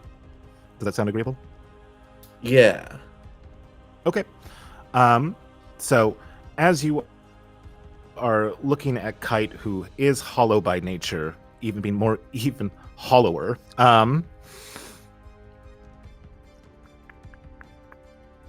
your apple cheeks turning a shade of pale blue as you are worried about your guardian and friend. Yeah, almost like starting to shake him a bit. It's like, come on. What you feel is, or you don't feel it, but you hear a tapping in the bottle that you have Jeremy in. Mm-hmm. And you can see that Jeremy is trying to get out of the top of the bottle, you, if it's okay, you take it off, and Yeah, Jeremy. What you trying to do, buddy? Here, let me get you out of there. As Jeremy flies out, goes into Kite, and Kite begins to move again. So what you lost is Jeremy has now reignited Kite to get them moving again. And the complication is I think this is a bummer for old Charlie. So I think you're going to have a bit of. I think you're going to be blue bada beat up about. Yeah, I think I'm definitely starting to turn blue. But with Jeremy's sacrifice reigniting Kite, you come back online. Cool. As like when you say Jeremy goes in, like the hollow in my back to fill my shell. Yeah, I think so. Cool. Yeah. And you're just like glowing from the inside now. Yeah, like the once hollow eyes have that kind of lightning bug hue to them, just ever so faintly, as like the still as a statue Kite reanimates once more, and like not necessarily intentionally, but like kind of holds Charlie there for a moment as he comes back, as he says, "Apologies, I wasn't sure what happened. A minor hiccup. Where is the wolf?" I mean, he went that way, but I don't see him anymore. We'll have to go fast to catch up to him. Charlie, as I'll like kneel down to get to Charlie's eye level, your cheeks. That's not their normal hue. Is everything all right? I mean, everything's always, yeah, this is a weird day. I feel like things don't usually, go like this. So it's a little, less alright than usual. Yes, this is an abnormal situation. Did I do wrong? No, you're doing great. And I think you see that I'm like holding the jar that Jeremy was in. Do you need me to catch the bug again? No, I think you already did. I guess, both of my friends are just in one now. And you see I put the lid back on the jar and put it back in my bag and say, let's go. I don't think that Wolf is very cheery, so let's help them. I don't quite understand, but if you say so. Where to, Charlie? All right. I think deeper in. All right. As I'll pick up Charlie again. Hey, but be careful this time. Be careful this time. I can't do what I just did to help you get back to normal again. Understood. Okay. And looking around, where are Mertz and Morris coming up? Mertz and Morris, as we cut back to them. Mertz had a suspicion that and decided to keep mum about it. I think this would. Well, it's rude to accuse people without discussing it first. You need to ask questions. You don't just go assuming things. That's rude. The ribs are cracking around us. You think we need to pursue whoever threw the vial? Yes. That's a bad sign. All the spoons are stuck together now too. What? The cows are barking. It's madness. Chaos all around us. You do hear cows barking in the distance. I assume that was dogs. No, Didn't that's the realize. cows. That's the cows. It's a common mistake, but you know that bad things are happening when it's the cows that are barking, not the dogs. Well, And quickly, let's. And your track spoons, and when your this person spoons you're not start gonna to say stick who it is together, down. even though you washed them. Well, yeah. Okay. But it was Balara. I think I saw Balara, but I don't know that it was Balara. Do we There see was a lot Balara of anywhere around? things happening? Balara has, as you look around and you can see tons of blue faces, Balara is not here. And neither is Utak. Interesting. But I don't know anything about Utak, so. Where would we normally find Balara? Well, at the Revelry Center.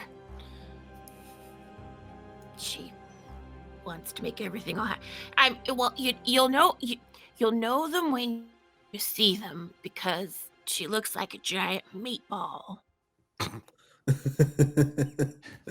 Well, quickly then, let's get there. With a snoot. Don't forget the snoot. As you two race to get to Balara, you run into a character. This is a fairly helpful NPC. This is a helpful NPC. Their name is Don Asian. As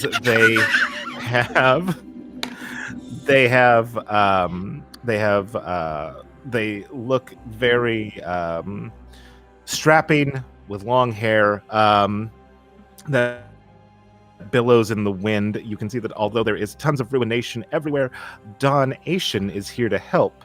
Not only you, but mental health awareness month in general. As Don goes, so cool. They say, hey, what's up? Looks like you guys need a little bit of help. God, he's so boy, cool. howdy dooley.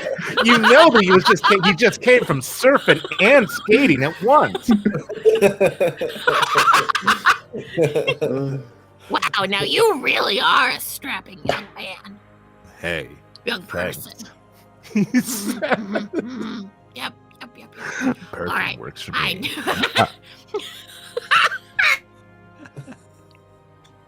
As they I am in need of some help.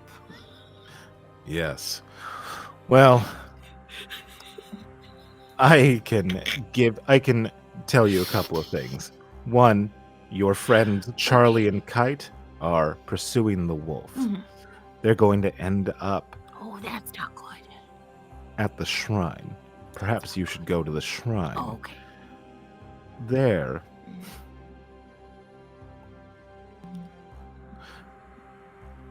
He says as he smiles. There you are going to have to bring balance to this town. It's like I was made for this. Convenient, they say, She'll like slap Morris on like the side and be like, Morris, it's my calling. Morris! Let's go. as the two of you start to head out, he says, it would probably be helpful to use the auditorium to preach the word of balance, they say, as you head out. Preached? Oh! I can preach the word. yeah. She'll smack Morris again. Morris, it's my calling! This is the I've weirdest been date I've ever practicing been this on. for 80 years! Really? Really? Really? This is pretty normal for me, honestly. Solid I 5 out mean, of this 10 on is the par for weirdness the scale course. for That's Merce. so many. Yeah, 5 out of 10 on the weirdness scale. Yeah. I mean, really, this is honestly a 4. What did a 10 look like? Was that when the remnants fell? Or is that a 7? Yeah, what does Mertz think is weird? Yeah, I'm like, yeah, I'm. That's such a fun hypothetical. Okay, so Wouldn't you like to know? that's Well, you're a for, strapping young man. Take me out, and I'll tell you. that's for them to know and for us to die curious. So, Morris and Mert, are you heading to the shrine? What do I have to preach? We don't need the we don't need to auditorium. go through the poisonous stuff to get to the shrine, or do we? Right, they've There's taken another way. no, they've taken the unfortunately because they were following the wolf, they're going to circle around. That's what they find is that they're circling around back to the shrine, whereas you guys have the just go shortcut straight of knowing that it's the shrine. Yeah. We took the worst possible way to get there. They took the special shortcut. Only causes momentary death. We need to make sure they're okay, but we need to make a way to stop this as well. I think the shrine is the best bet right now. Right. I mean, yes. Okay, let's go. Faster like the wind. Just old lady shuffling. Yep. as Mertz and Morris take the walking. much safer route. Eminem. As luck would have it, Mertz, Morris, Charlie, and Kite all end up at the mouth of the shrine. You can see that there are a couple at the same exact time, I should say. You can see that there's a couple of tufts of wool that go down the dark forever tunnel. So it seems like the wolf has gone that away. As Well. Mertz and Morris, you do notice that Kite now has a slight glow, which they never had before.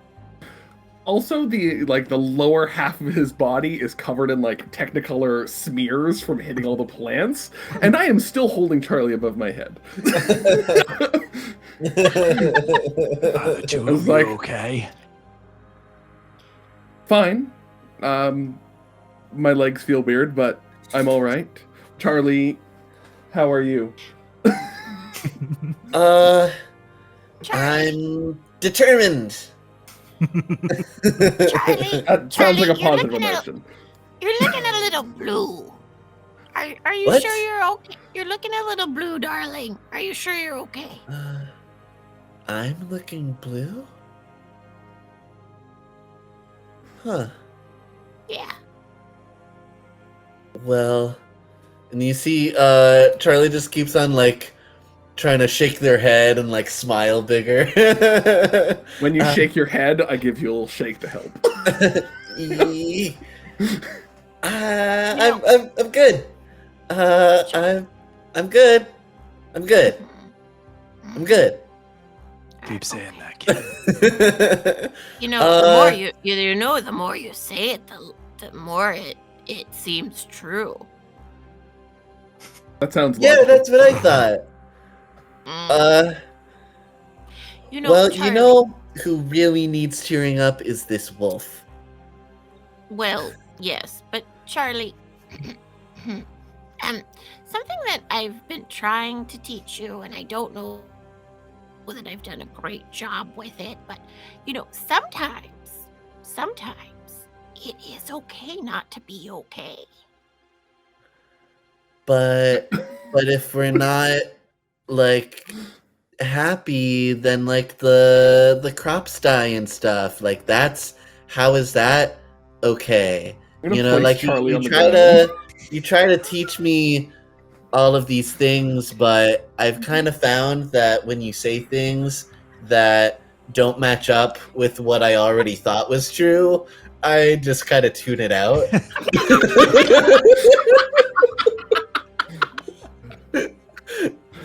So I mean, you know, that's what the whole village has done since forever. So that makes sense. I'm not offended. I understand.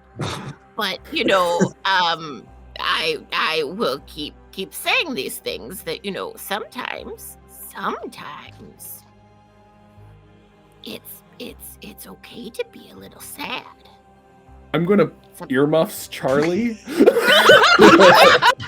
my hands and be like, that's heresy. You can't say these things.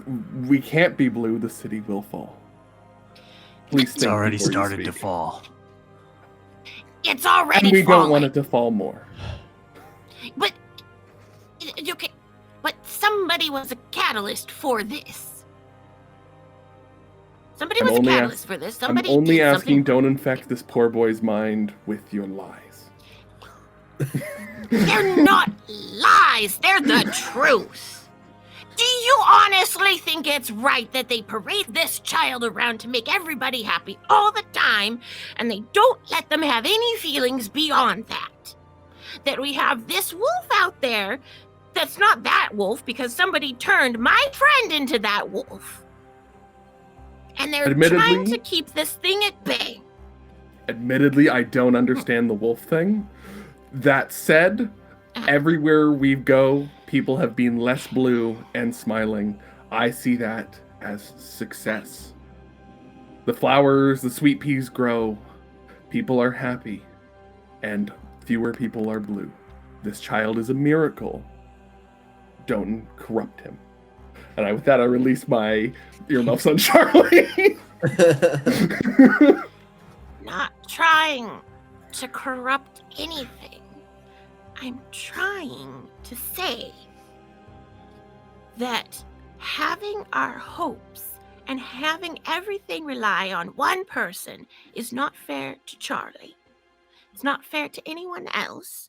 And to saying that all bad emotions don't serve a purpose is wrong. And that all good emotions all of the time are not, it's wrong. You need to have bad emotions to balance the good emotions. And you need to have good emotions to recognize the bad emotions. It means But something. It means something. I think I'm I'm trying to actually listen this time and not just tune out the parts that don't make sense to me. And I feel like I kind of get what you're saying, but like the crops and like the rib cage and like everything is counting on us to be happy. And so like if we like embrace other emotions, like how are we gonna survive as a town? What would embracing our emotions look like, and we still have sweet peas to eat? It has been a long time since I have felt, but typically pain is a response to tell us to stay away from things. Correct. And I've felt more together than I have in a long time being here. So why would we embrace the pain of sorrow or heartbreak or ashamed? Any of these bad emotions, they are things to be avoided, rejected even. To answer questions in time. So, to bring balance. Other things grow when we're in balance. So you have other things besides the sweet peas. We would have more. It would be bountiful. Things would be more beautiful and plentiful than we can imagine that they are now. That is what is written in the old scriptures. That is what the old stories tell us. And for you, if something is hot and you touch it, it burns you. You say not to touch it again. You know that. It protects you. It keeps you safe. That is a good thing. You have sorrow because sorrow means you love. If you lose something, if you lose someone and you have sorrow, it's because you loved them. It is a remembrance of loving someone. Grief is because you love someone and you cared for them, and that hurts, but it is beautiful. I think you see And it may my cheeks starting to get bluer, and you see I go through my bag and take out my empty jar and say, so if I don't feel happy that Jeremy's gone, that's just because I loved him? right. It hurts now. It mattered, and it hurts. If it didn't matter, it wouldn't hurt. Well, And if you plaster a Band-Aid over it and plaster a smile over it, what does that do? Does that... it shows everyone else that you're okay? Yeah, it makes it easy for everyone else. Does it make you feel better inside? It makes it easier on everyone else because it shows them that you're happy and they don't have to deal with the ugly emotions or the harder emotions. And maybe you don't have to deal with them because sometimes it's hard to deal with things. And sometimes it is hard. And sometimes it's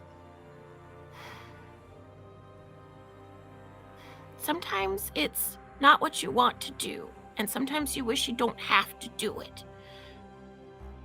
But sometimes it can be a good thing. Well, And sometimes going through it is the best thing that can happen.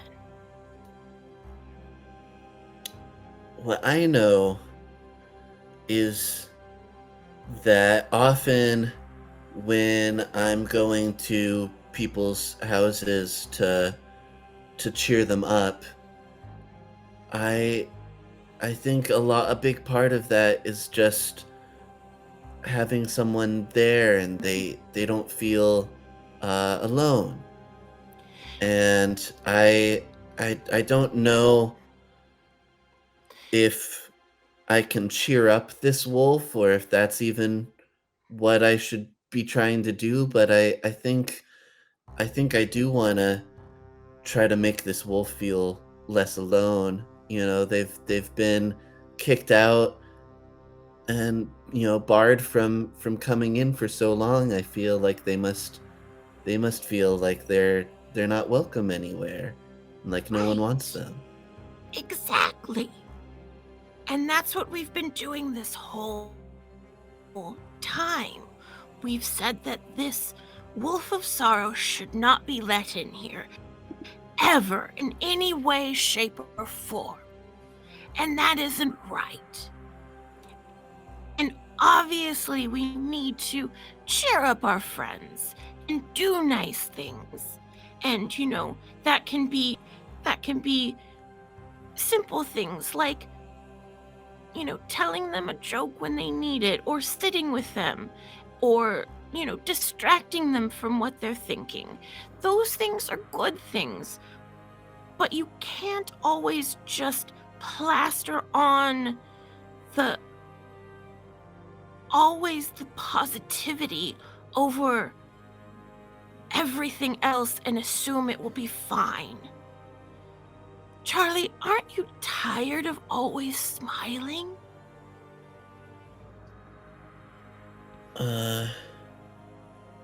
And as Charlie like notices that they're not smiling right now, and they feel like their face kind of like relax, and they can kind of feel how much like tension they keep in their face. They're like, I mean, I like smiling, but I mean, sometimes my cheeks cramp if I do it all day. Yeah. Right. I will say, as a byproduct of this conversation between the four of you, the void black tunnel that has never shown any light as long as Mertz, Kite, Charlie have been alive and in Lorianga. And Morris, I think you would know this too, based on you've been here for a couple of months. Mm-hmm. What you see is that dark tunnel you see for the first time in who knows how long. You start to see what appears to be writing along the walls, which casts a glow that lights your path. Charlie, you've illuminated the tunnel. Cease your smiling and we'll find the wolf. Yeah, let's check it out.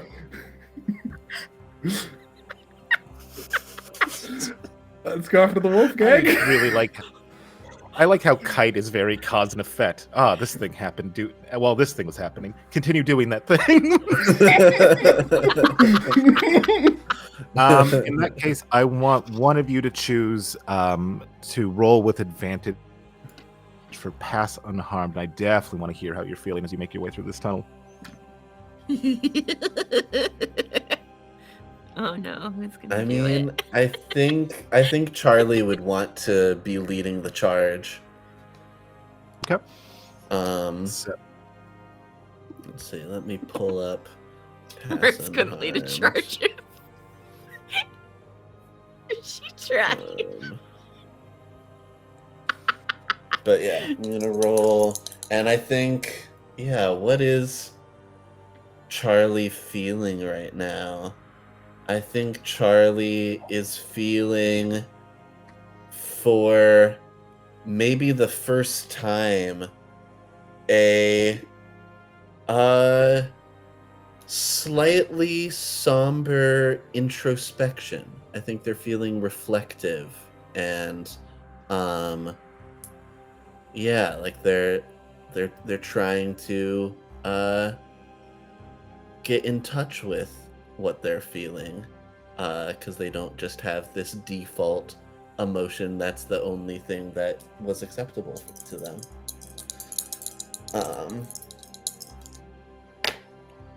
And I rolled a 5 and a 4 to make a 9. Oh, and you do have advantage, so you can roll another dice and take the highest one. Okay, so we have a 5 and a 4. Let's see if I get another Good. 5 or a 6. Come on. That's a 1, so we'll keep the 5 and five a 4. And then do you have any pluses to the to your feeling, because you can switch it, right? I can switch it, though I think my stats are correlated to how many stitches I have in an emotion. So because it's new, I don't think I have any stitches in it. So I don't think I'll add anything. So it's just a 9.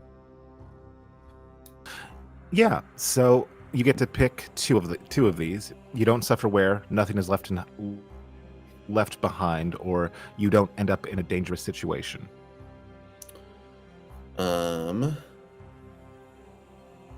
Let's see here. Passed unharmed. So I picked 2, and so I'm guessing that kind of means that the third is true. Or that, okay. You don't suffer wear. Nothing is left behind. You don't end up in another dangerous situation. I mean, you know, we're in a game. Bring on the dangerous situations, but I think for now, I don't suffer wear and nothing is left behind. Okay, so a dangerous situation. Okay, yeah. So as you are passing through this tunnel that is deep and dark and cold, but is lit, there are 2 sources of light in this tunnel, which is the writing on the walls, as well as the faint glow coming from Kite, who I'm going to guess is behind Charlie. As you continue your path down, you hear something on the wall. You hear something, not skittering.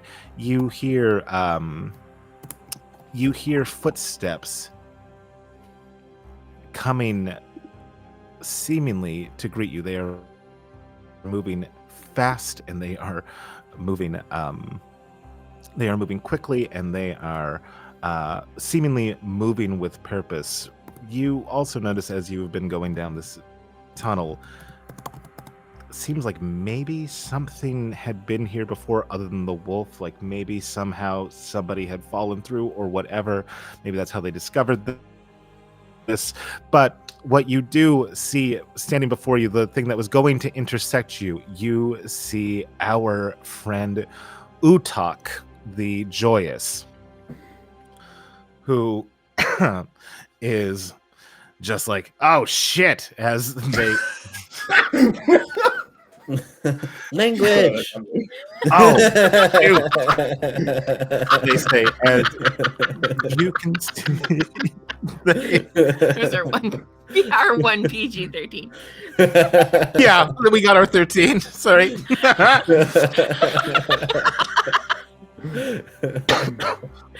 You can see that they are holding in their hand a bottle, as they're like, wow, look at us all meeting again, huh? Charlie, Kite, other person, Mertz.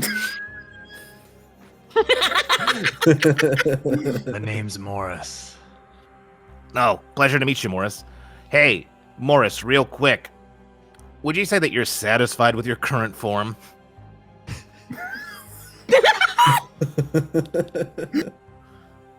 Yes, very satisfied. Ah, dang. Says, don't think it's gonna work on you. But did you see all the things I was able to do? Man, it rules. I fell down here like a couple of weeks ago, and just this thing's been in my brain, and I need to let it out, you know? Like I told you earlier, Charlie, I just need to do things. So Are you the one who threw it? I can neither confirm nor deny. What are you doing down here, Utak? That usually means he did it. That means I plead the fifth, which you can't use against me. In What am I this doing? situation, I feel it means you did it. What am I doing down here? He says as he starts to go towards starts to uncork the bottle that he has. Well, that's a good question. I'm sorry. You shouldn't be calling me Utak. My name is Johnny. As he starts to... I'm going to draw my weapon. Yes, absolutely. I tackle him.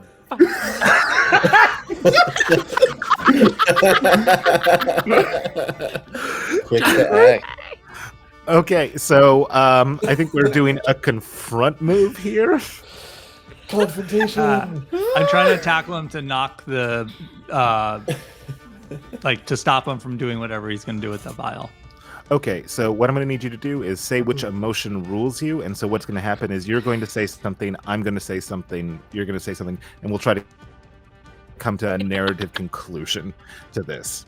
So, as you can see on page 176, it can be, what I'm guessing that you're going to be doing is, what emotion is Morris using right now to tackle Johnny? Ruinous? Oh, that... Oh, man. What a... That emotion. So, whoa. Okay. So, God, Morris is so cool. yeah, dude. Morris is, Morris is pretty bad. Morris is tough, and also I will say that Kite, you do have a move. You have Protect. You can also use this in the Confront, as long as I think Morris. Just something for you to keep in mind. You can try to, because what you were trying to do is you were trying to, with your ruinous emotion, you tackle Johnny, to get the bottle out of their hand. Mm-hmm. Okay, so in that case,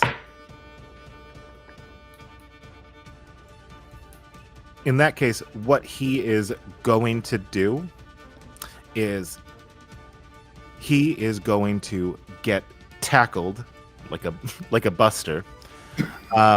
However, what he is going to do is, using the force that you were going with him, he is going to roll and reverse. So now he is on top of you, and he is still holding onto the bottle. What would you like to do? So how does it actually work? Do I use another emotion, or do I do a move? Yeah, you can. If you have a move that can work here, you can totally do it. And yeah, you can still just state what your emotion is and do the next part. I want that bottle in my hand. Mm-hmm. And so I'm going to reach out and pull that and use my magic to get that bottle. Okay. Just reality it into your hands. It's always in my hand. It's always in my hand. So, and that's Like epic yoink. So if it's requires precision, it has a great effect, or covers a large area, or goes against this territory's domain, I need to stitch that many knots for each of those things. That is true. okay. State them again. Does it require precision? It requires precision. Okay. It has a great effect or covers a large area. I don't think that qualifies. It doesn't Okay. have, like, you were basically getting a bottle. And does it go against this territory's domain? Confrontation's kind of frowned upon, so I'm going to say yes on that one. Okay. So I stitch 3. Okay. You got to tell me what this looks like, because this is too rad. So what you start to see, this is a much more important and bigger thing than the frivolous color change I did before. So Frivolous. now I think like that reality sort of, as I pull the strands in, that you can see it starts to wrap around I'm like grabbing it and wrapping it around my forearms, and like my robes. He's laying on top of me, but my robes are sort of moving, and and I say, "This is my happy place," and I pull and try to take the vial from him. I'm gonna be one hundo with you. That's too cool to not work. So because he's on top of you, he has the vial, and then all of a sudden, this is my happy place. As you bend reality, he has nothing in his hands. I'm gonna call in Kite. I think he's shocked by this, because who wouldn't be? I was just shocked, and we're playing this TTRPG. Kite, if you want to use something with your big old sword, I would allow this at this time before Johnny Bad Thoughts moves. All right, yeah. With Johnny Bad Thoughts kind of stunned for a moment at this reality warping, I am probably not with my sword. I'm probably gonna full Nelson him.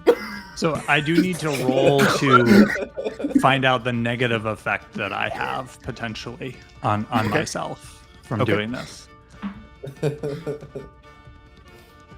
So I got a 9. No, sorry, I got a 10 because I was using Ruinous. So it's a 10. Okay, and the move that you used was Warp Reality, right? Shape Concept. Yep. Shape Concept. Okay, so let's see what we have available to do. On a 10 plus, I pick 1. Okay, what do you pick? I'm gonna unravel. And so you see, as I do this, my arm that I had been, one of the forearms that I had been wrapping the reality of the threads of reality around, it just goes and just disappears as my arm is unmade, and that part of me no longer exists. The one with the bottle or the one without? The one without the bottle. Just unmake the bottle. No, okay, so if I'm understanding this, what happens is Morris, feeling ruinous, goes and tackles Johnny Bad Thoughts. They roll. He pulls the strands of reality, and the bottle that was in Johnny's hand is now gone, as the wraps that Morris had used. Also, when they disappear, they take his forearm and hand with it. So he has one. So he has one now. As Kite is going to full Nelson. Yes, I got 4 arms, so 2 under the armpits, and then the other 2 like across the waist. Okay, as the 2 across the waist. Now it's going to be Johnny's moves. I'm going to say that. Look, he's not as big as you. He's as big as you, but he's also much thinner, and he can feel and he knows pain. The only thing that he is going to do is he's going to kick off the ground to push your momentum, as the 2 of you fall into a den and fall into the den of the current Wolf of Sorrow. As Morris, you have disarmed Johnny Bad Thoughts and yourself in the process. You got what I was cooking, so there we go. Yeah, I love it. As Kite and Johnny Bad Thoughts are in the den of the wolf, you can see that the wolf is reacting immediately. Charlie and Mertz, you can see the wolf there, who is watching as Johnny Bad Thoughts is wrapped up, unable to move, unable to break this. Kite, you see the wolf. while he's doing what would that, you like to? Oh, funny. Kite, while he's like struggling, he's like, I am unsure if I have the authority to do this, but Please stop resisting. I'm trying to arrest you.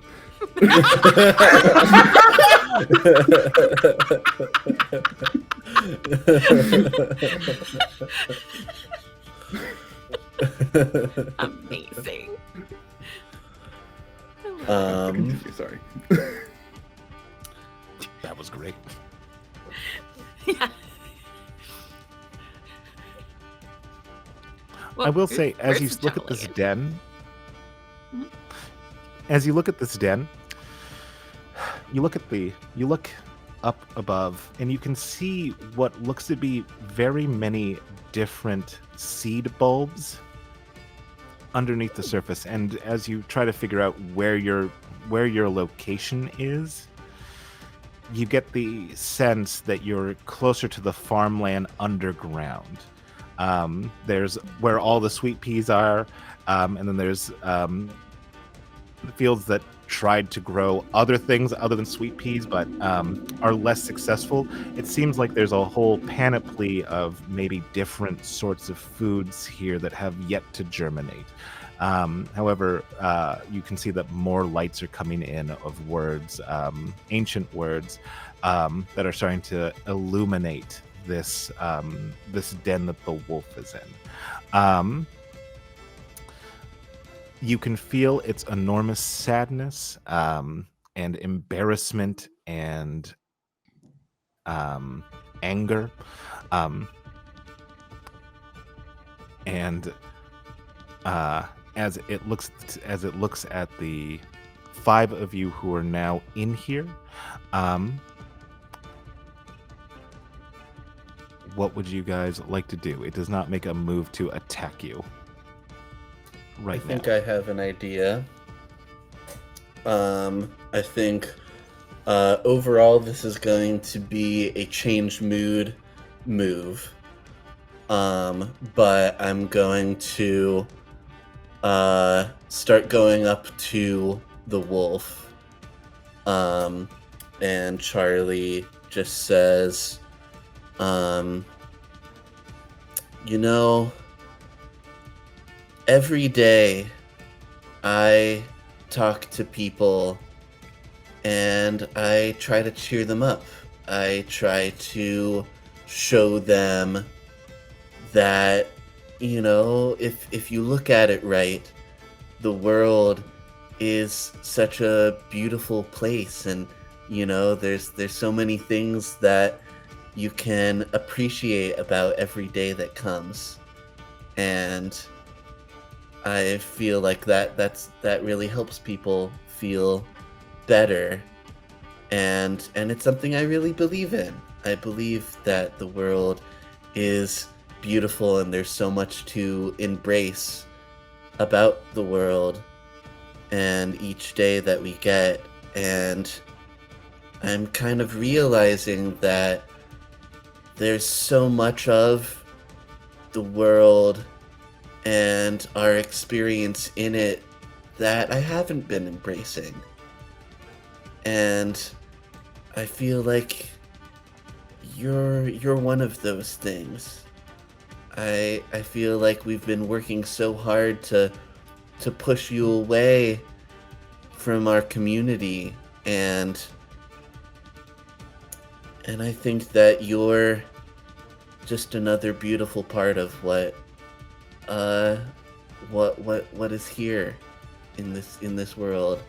And I just wanna say that I'm gonna start off things the way that we should have been acting this whole time, and say, welcome to our town. And I want to try to like go up and give this wolf a hug. I love this. So you're trying to change the mood.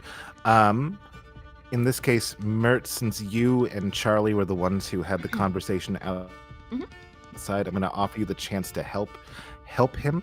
So what that would do is give him advantage on this roll, and I would just want you to tell me how you plan to help if you choose to take this. I think Mertz, for her thing, I mean, her initial reaction was to just kind of go in and think her thing is just to toddle in. She's just old. Toddle in. And as Charlie's like kind of like welcoming, I think she would just stop by Charlie, put a hand on their back, lean in, and just be like, "Good job, Charlie. I'm so proud of you." And kiss his temple. And then go up to the wolf and just sit down at his side. Creak, creak, crack. Oh, everybody's always sitting on the ground. It's so far down. And then reach out. No, actually, not everyone. You're always sitting on the ground. It's so far down. And then reach out, pat the pelt, and be like, "I thought you did a good job with your tap routine." Okay, that's beautiful. Charlie, roll me change mood with advantage. Cool. And yeah, I think I'm using my emotion of friendly for this. And yeah, I think, I'm not trying to cheer up this wolf and make this wolf not sad, because that seems to be against the whole nature of this being. But I think I'm trying to change the wolf from feeling ostracized and unwelcome to welcome and embraced. Yeah. Please roll well. I know. I unfortunately did not Someone roll donate great. so we can re-roll. Yeah. Somebody Quick, donate quick. Because right now what we're working with is a 6. Okay, so that's a failure. So I can't use my damned. Actually, it says after you roll, so I can't affect someone else's roll, right? No, I think this is only up to you. Kate. Wait. Yeah, Mertz, you had done something about balance earlier, had you not? Yes. I can have my concept help me the next time I try to further its values. So the keeper of the concept for balance. So my bond. While you're looking at that, You had a bond with Donzo, didn't you? Yes. Oh, a disembodied voice speaks up and says, A "Elliot, disembodied voice. Elliot, the Fates. A $25 donation was made that didn't specifically say that it was for re-rolls, but the disembodied voice says it would be wonderful that you can grant up to 5 re-rolls for the rest of the episode." And then the voice fades away. Well, thank you very much. Thank you very much for that. In this case, I'm going to grant Charlie a reroll if you decide to take it.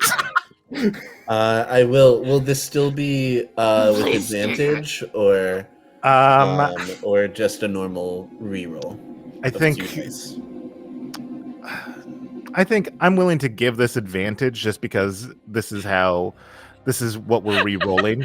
Mm-hmm. Okay. Let's see. Come on. Okay, that is a 9. A lot better than 6. A 9. Okay.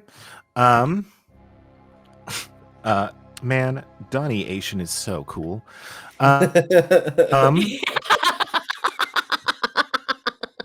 Thanks for your donations. Yes, thank you very much. Thank you. Thank you. That means we got to get like 4. We got to get their money's worth. But he's got to roll and I know, right? pretty soon. Actually, since Um, everybody's been really nice, I'll just tell Ray to come pie me in the face. We'll close it out. My roommate will come throw a pie in my face. Yeah.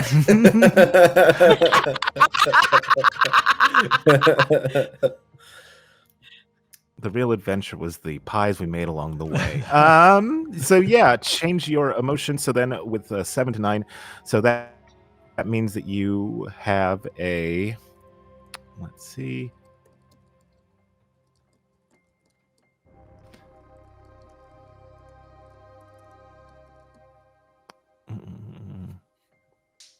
I think I would be down if I have to pick one of those.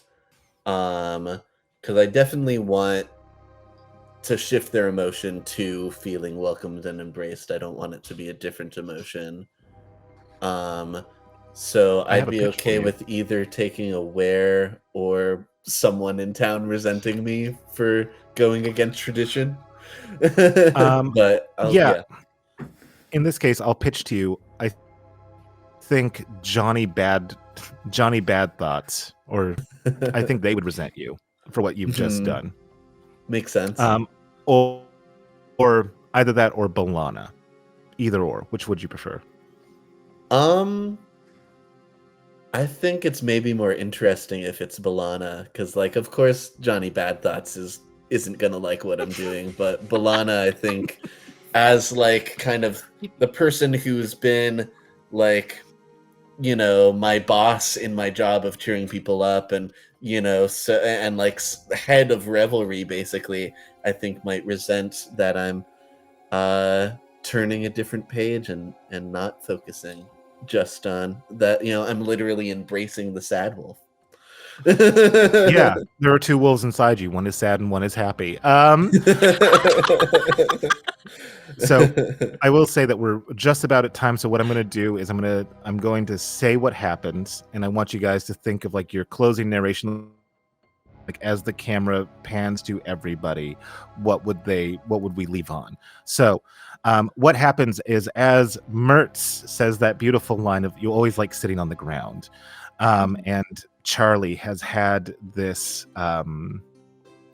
Charlie tells the wolf the things that he's learned in the process of dealing with this on this very eventful single day of his very young life. And Kite is restraining Johnny Bad Thoughts with 4 arms and making a citizen's arrest, uncertain if they are able to make a citizen's arrest. And Morris, who has fundamentally changed the world by green no longer existing, it's tap, and then also coming in so clutch by being like, I'm feeling in a ruinous type of mood today, and then warping reality to take away a very bad thing that could have happened to this group.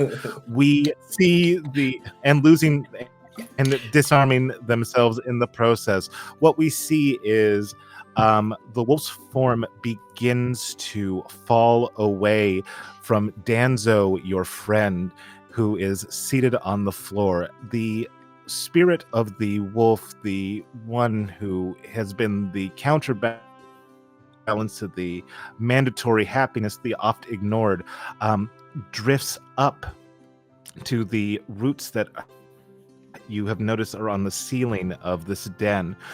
Immediately, you start to see tap roots, but not necessarily tap roots, just the color tap, start to sprout as they go up into the fallow fields where nothing has grown. You can you get the impression that there is now much more than just sweet peas on the menu, as you hear a howl that begins from the den, and everywhere that the sound touches, it changes. The poisonous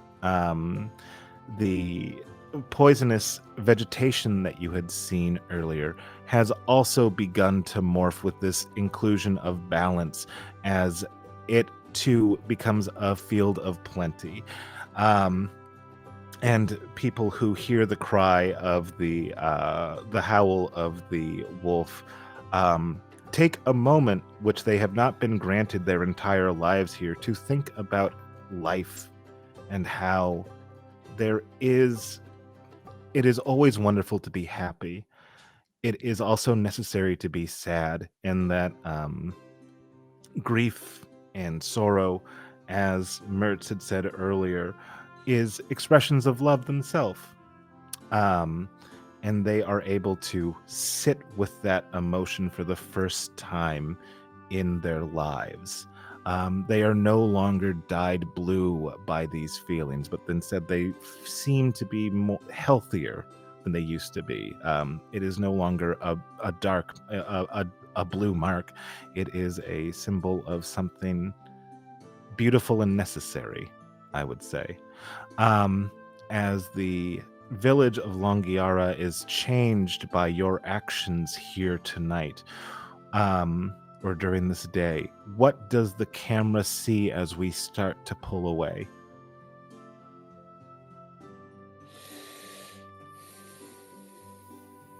Specifically for our characters, or for the community overall? For your characters first, and if we have enough time, we can say what the town looks like. And Cool. You can integrate the town too, if you'd like. So, feeling strange with this new light within him, Kite has something, or is feeling something he's never felt before, or hasn't felt in many, many years. The hints of an emotion. Just ever so faint. Also combining with that comes a new hatred for jars.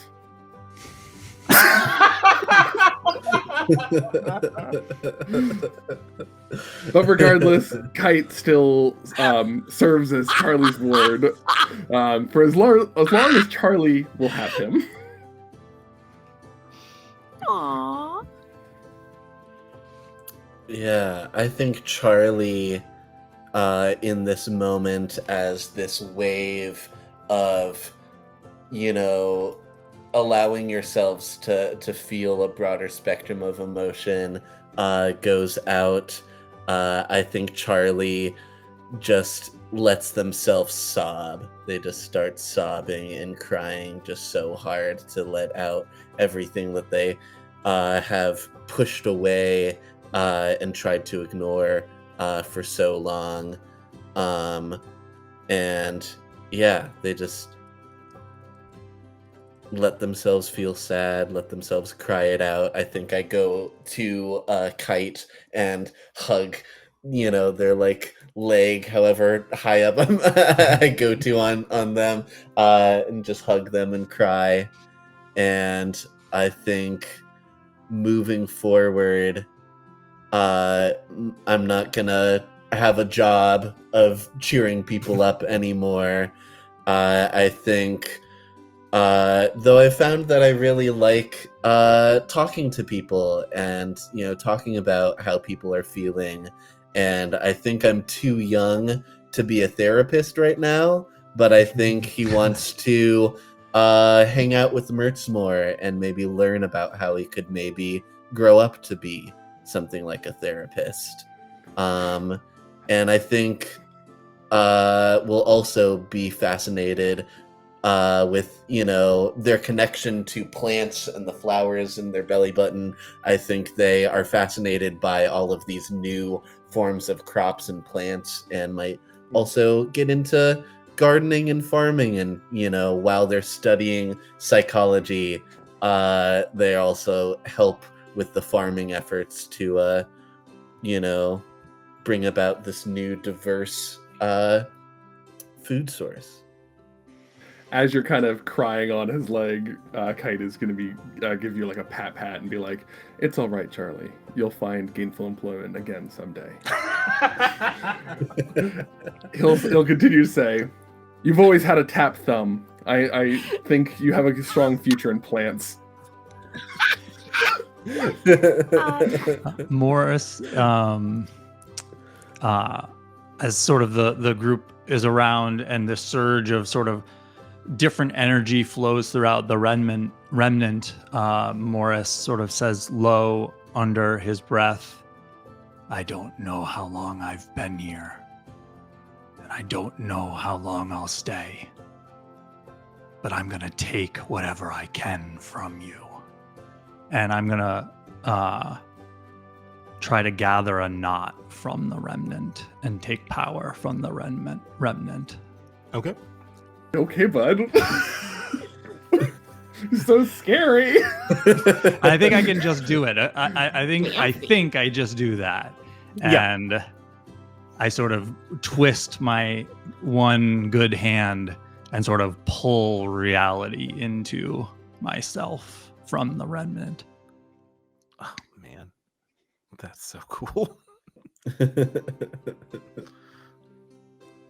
Feels like you're playing a different game. We're all here just normal people, and you're like, all right, let's just rip the energy of a god. I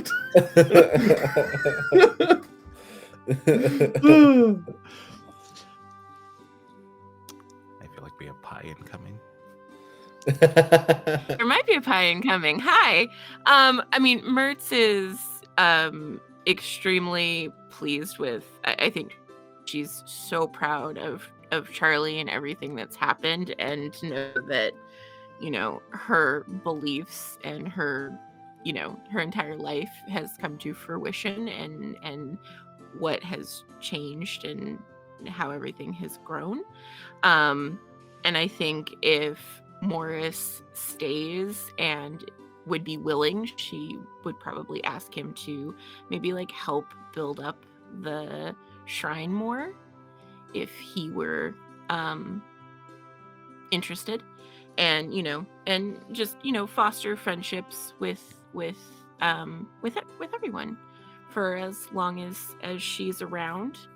And then for the kind donation that resulted in one reroll, we'll have one final thing, which will be a pie in the face, if my friend will.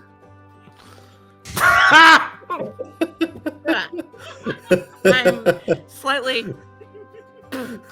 You enjoyed that. That was so fun. Immediate. I can't hear anyone now. So there we go. For charity, everybody. Wow. For charity. For charity. Wow. charity. Okay. First off, I'm gonna give a round of applause to Kate for taking the pie to the face. Yep.